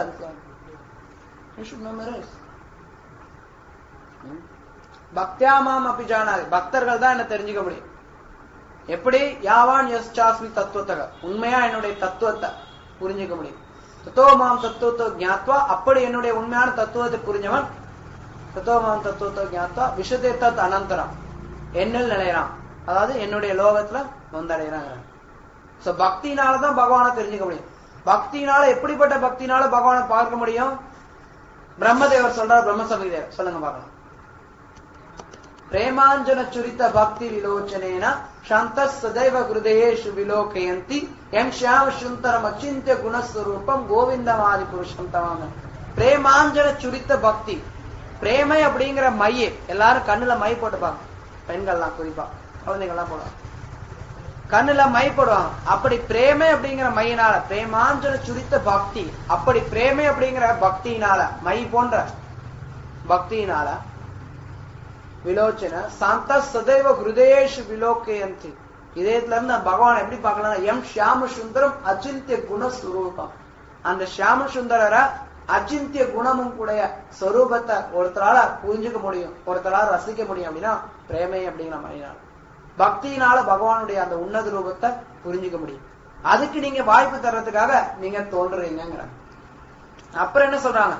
இப்படி நீங்க தோன்றும் போது உங்களை பத்தி யார் தெரிஞ்சுக்கிறாங்களோ, உங்களுடைய இந்த செயல்கள் எல்லாம் திவ்யமானதுன்னு யார் புரிஞ்சுக்கிறாங்களோ அவங்க மறுபடி பிறக்க மாட்டாங்கிறாங்க. இதே விஷயம் கிருஷ்ணனுக்கு இதே சொல்றாரு, ஜன்ம கர்மச்சமே திவ்யம் யோகம் ஏவே தத்துவத்தா தத்துவதேகம் புனர்ஜன்ம நைத்தி மாம். அர்ஜுனா, நீ என்னுடைய ஜென்மமும் என்னுடைய பிறப்பும் என்னுடைய செயல்களும் திவ்யமானதுன்னு உணர்ந்துட்ட அப்படின்னா அப்ப மறுபடியும் நீ பிறக்க வேண்டியது இல்லைங்க. சோ அதே விஷயம் இங்க தேவர்களும் சொல்றாங்க, உங்களோட நீங்க இந்த மாதிரி திவ்யமா தோன்றும் போது யாரு உங்களை பத்தி தெரிஞ்சுக்கிறாங்களோ அவங்க மறுபடியும் பிறக்க தேவையில்லை. அப்படி உங்களுடைய ஜென்மமும் கர்மம் திவ்யமானதுன்னு தெரிஞ்சுக்கிறவங்க என்ன பண்றாங்க அப்படின்னா தங்களுடைய செயல், மனம் மற்றும் வார்த்தை இதை உபயோகப்படுத்தி உங்களுக்கு சேவை பண்றாங்க. நம்ம ஏற்கனவே பார்த்தோம், செயல், மனம், வார்த்தை மனசா வாக்கா காய, இந்த மூணையும் உபயோகப்படுத்தி இவருக்கு சேவை பண்ணான். அப்படி யார் ஒருத்தர் சேவை பண்றாங்களோ, அப்படி சேவை பண்ணும்போது ஒருத்தவங்க வந்து கவனி முக்கியமான பாயிண்ட், அப்படி யார் ஒருத்தர் சேவை பண்றாங்களோ அப்படி சேவை பண்ணும்போது அவங்க கட்டுண்ட நிலையில இருந்தாலும் முக்தி அடைஞ்சவங்கன்னு சொல்றாங்க. பகவானே உனக்கு யார் சேவை பண்றாங்களோ, தேவர்கள் சொல்றாங்க, பகவானே உனக்கு யார் சேவை பண்றாங்களோ அவங்க எவ்வளவுதான் கஷ்டத்துல இருந்தாலும், எவ்வளவுதான் வெளி தோட்டத்துல பௌதியத்துல இருக்க மாதிரி தெரிஞ்சாலும் அவங்க வந்து முக்தி அடைஞ்சவங்கன்னு சொல்றாங்க. இதே விஷயம் நம்மளுடைய ஆச்சாரிய ரூப கோஸ்வாமி சொல்றார். என்ன சொல்றாரு? இகாயஷ ஹரே தாசே கர்மணோ மனசா கிரா தென் நிஷ்கிலோ அப்பியவாஸ்தாசி ஜீவன் முக்த ச உச்சதே. ஜீவன் முக்த ச உச்சதே. யார் ஒருத்தர் இகாயஷ ஹரே தாசே கர்மணா மனசா வாச்ச, செயல்னால மனதினால வார்த்தையினால யார் ஒருத்தன் எப்பவுமே ஹரிய நினைச்சுட்டு இருக்கானோ அவன் ஜீவன் முக்த ச உச்சதே. ஜீவன் முக்தன் அறியப்படுறான். உடல்ல இருந்தாலும் சரி அவன் முக்தி அடைஞ்சவனா கருதப்படுறாங்க. சோ அப்படிப்பட்ட முக்தி அடைந்த ஆத்மாக்கள் என்ன பண்ணுவாங்க? போயிட்டே இருக்கு ஒரு ஸ்டெப். சததம் கீர்த்தயந்தோ மாம் யதந்தஸ்ச திருட்டவரதः நமஸ்யந்தஸ்ய மாம் பக்த்யா நித்யயுக்தா பாஸ். அத்தகைய பக்தர்கள் எப்பவுமே உம்முடைய புகழ பாடிட்டு இருப்பாங்க. கிருஷ்ணர் சொல்ற அதே சேம் கான்செப்ட் பாகவதம். அங்க கிருஷ்ணர் சொல்றார், இங்க தேவர்கள் சொல்றாங்க. உங்களுடைய இந்த அற்புதமான விஷயத்தை யார் தெரிஞ்சுக்கிறாங்களோ அவங்க எப்பவுமே உம்மை பத்தி கீர்த்தனம் பண்ணிட்டு இருப்பாங்க. அப்படிப்பட்ட உம்முடைய லீலையில பங்கு கொள்றதுக்கு நாங்கெல்லாம் அதிர்ஷ்டம் செஞ்சோம். உங்களை வந்து பாக்குறதுக்கு நாங்கெல்லாம் அதிர்ஷ்டம் செஞ்சோம். நீங்க வந்து உங்களுடைய கர்ம வினையினால தோன்றல, உங்களுடைய ஆனந்த சக்தியினால நீங்க தோன்றீங்க. கர்ம வினையினால தோன்ற கிடையாது. பகவான் முதல்ல சொன்னோம். எங்க சொன்னோம்? கீதையில கிருஷ்ணர் சொல்றார். திரும்பி சொல்லணும். முதல்ல சொன்ன ஸ்லோகம் அபே ஆத்மா சம்பவாமி ஆத்மமாய. நான் என்னுடைய ஆத்மமாய என்னுடைய சக்தியினால ஆனந்த சக்தியினால தோன்றீங்க. அதே சொல்றாங்க தேவர்கள். பகவானே நீங்க உங்களுடைய ஆனந்த சக்தியினால தோன்றீங்க. ஆனந்த சக்தியினால எப்படி எல்லாம் தோன்றீங்க? மச்சா, கூர்மா, வராக, நரசிம்ஹா, வாமனம், ராம, பரசுராம் இப்படி எல்லாம் தோன்றீங்க. அது மட்டும் இல்லாம இங்க தேவர்கள் வந்து குதிரையா பகவான் வர்றது அதெல்லாம் சொல்றாங்க. சோ வேறு சில அவதாரங்கள்னு சொல்லி இப்படி நீங்க தோன்றீங்க, இப்ப தோன்ற போறீங்க, நாங்களாம் அதிர்ஷ்டம் செஞ்சிருக்கோம், உங்களுக்கு எங்களுடைய வணக்கங்கள் அப்படின்னு பகவான் கிருஷ்ணருக்கு பிரார்த்தனை பண்ணிட்டு தேவகி கிட்ட வந்து தேவகி கிட்ட பிரார்த்தனை பண்றாங்க. தேவகியே நீங்க தான் அதிர்ஷ்டசாலி. அந்த பகவானே உங்ககிட்ட குடிவண்டு இருக்க, உண்மை போல அதிர்ஷ்டசாலி யார் இருக்க? நீங்க பயப்படாதீங்க, அவர் இருக்கார், அவர் எல்லாரையும் காப்பாற்றுவார், எதுக்கும் நீங்க பயப்பட தேவையில்லை அப்படின்னு சொல்லி உறுதி கொடுத்துட்டு தேவர்கள் எல்லாம் புறப்படணும். பஸ் 2வது அத்தியாயம் முடிவுற்றது. இப்ப இதுவரைக்கும் என்ன பார்த்தோன்னு ஒரு ரஃபா ஒரு ஓவரி பார்த்தோன்னு வச்சுக்கணும். முதல்ல நம்ம சொன்னோம், இங்க இருக்கு பாருங்க, பாகவத்தோட முக்கியமான பகுதி இப்ப நம்ம படிக்கிறது. அதுக்கடுத்து பிரபுபாதனுடைய முன்னாடி பிரிஃபேஸ்ல வந்து சொல்றார் கிருஷ்ணர் எதுக்காக தோன்றார். அவர் வந்து தர்மத்தை நிலைநாட்டுறார், பக்தர்களை காத்து துஷ்டர்களை இருக்கிறார். அது மட்டும் இல்லாம கட்டுண்ட ஆத்மாக்களை வசீகரிக்கிறதுக்காக வர ஒருத்தரை வசீகரிக்கணும் அப்படின்னா கிருஷ்ணரே எல்லா வசீகரமானார். ஏன்னா அவர் தான் 6 ஐஸ்வர்யங்களையும் முழுமையா கொண்டிருக்கார் அப்படின்னு சொல்றார். அதுக்கடுத்து பிரபுபா அறிமுகம் ஆரம்பிக்கிறார், மங்களாச்சாரம் சொல்லிட்டு விஷ்ணுனுடைய தொழில் எல்லாரையும் காப்பாற்றுறது. ஆனா கிருஷ்ணர் வந்து விஷ்ணு மூலமா வரார், இருந்தாலும் விஷ்ணுவுக்கு அவரே மூலம், அவர் தான் கிருஷ்ணர் அப்படின்னு சொல்லி சொல்றார். அப்புறம் கிருஷ்ணருடைய இருப்பிடம் அந்த கோலோக தாமத்தை பத்தி பிரபுபா வர்ணிக்கிறார். அது வந்து சிந்தாமணி கற்களால் ஆனது, சுரபி பசுக்களால் நிரம்பியது, லட்சுமிகள் இருக்காங்க. சோ கிருஷ்ணருடைய வம்சத்தை பத்தி சொல்றார். கிருஷ்ணர் ஏன் எது வம்சத்துல பிறக்கிறார், கிருஷ்ணர் எது வம்சத்தை பிறக்கிறார் அப்படின்னா அது அவருடைய விருப்பத்தின் பேர்ல பிறக்கிறார். அதுக்கு வந்து உதாரணம் சூரியன் தோன்றது, சந்தன மரம் மலைய நாட்டுல வர்றது.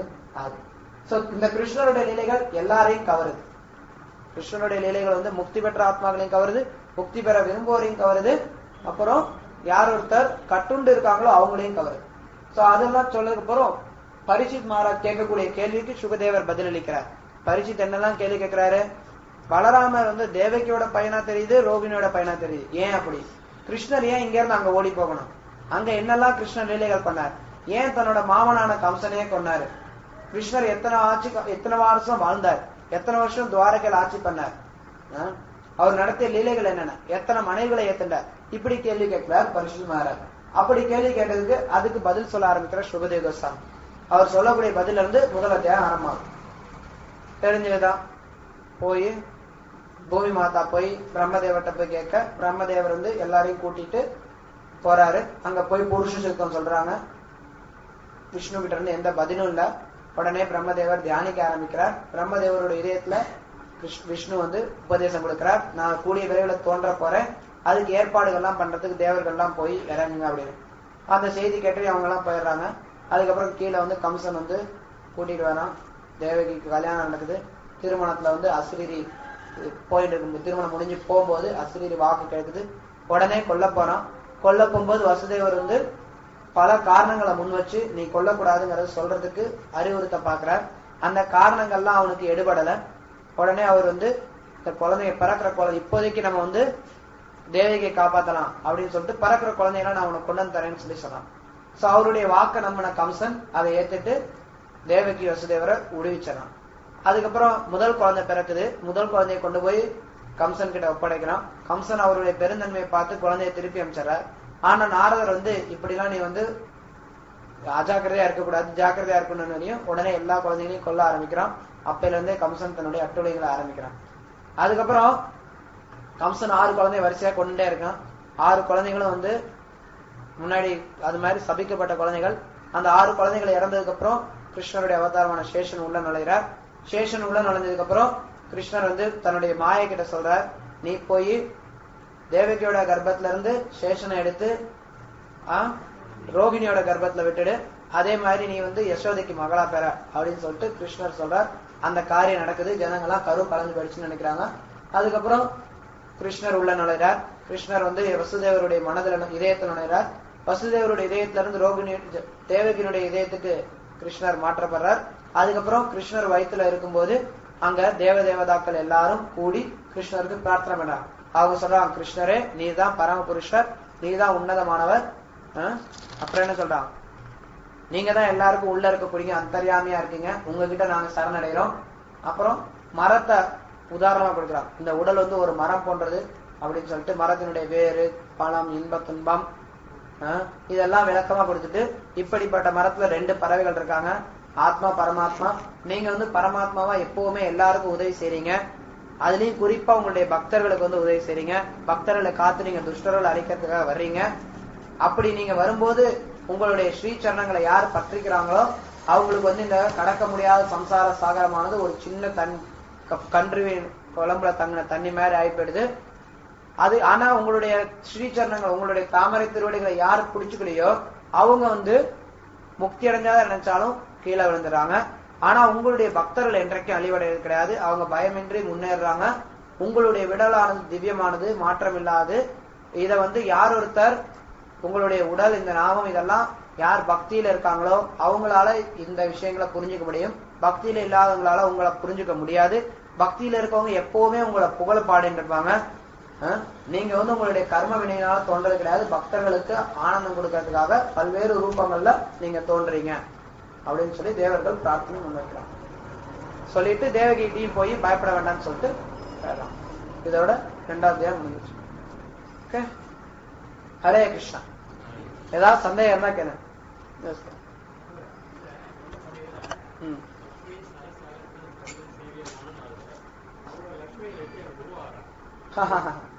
ஆக்சுவலி கோலோகத்துல இருக்கக்கூடிய கோபியர்களை அங்க சொல்றார். அங்க இருக்கக்கூடிய கோபியர்கள் அந்த இடத்துல லக்ஷ்மி சத சம்பிரம சேவியமானம்னா, அதாவது நம்மளுடைய ஆச்சாரியர் என்ன விளக்கம் கொடுக்கிறார் அப்படின்னா, பிரம்மதேவருடைய கண்ணோட்டத்துல கோபியர்கள் எல்லாரையும் லக்ஷ்மிகளா அவர் பார்க்கிறார். அதனால அவர் வந்து லக்ஷ்மிகளா தருவார். உண்மையில சொல்ல போனா கிருஷ்ணருடைய நெருங்கிய தோழிகள் எல்லாருமே, கிருஷ்ணருடைய நெருங்கிய கோபியர்கள் எல்லாருமே ஸ்ரீமதி ராதாராணியுடைய விரிவாங்கங்கள் தான். லக்ஷ்மிகள் எல்லாருமே ஸ்ரீமதி ராதாராணியுடைய விரிவங்கம் தான். 8 கோபியர்கள், குறிப்பா 8 கோபியர்கள் வந்து ராதாராணியுடைய வியாபகங்கள். அவங்க எல்லாம் சாதாரண ஜீவன்கள் கிடையாது. அது மாதிரி அதனால லக்ஷ்மிகளா அவர் வந்து பாக்குறாரு பிரம்மருடைய கண்ணோட்டம்.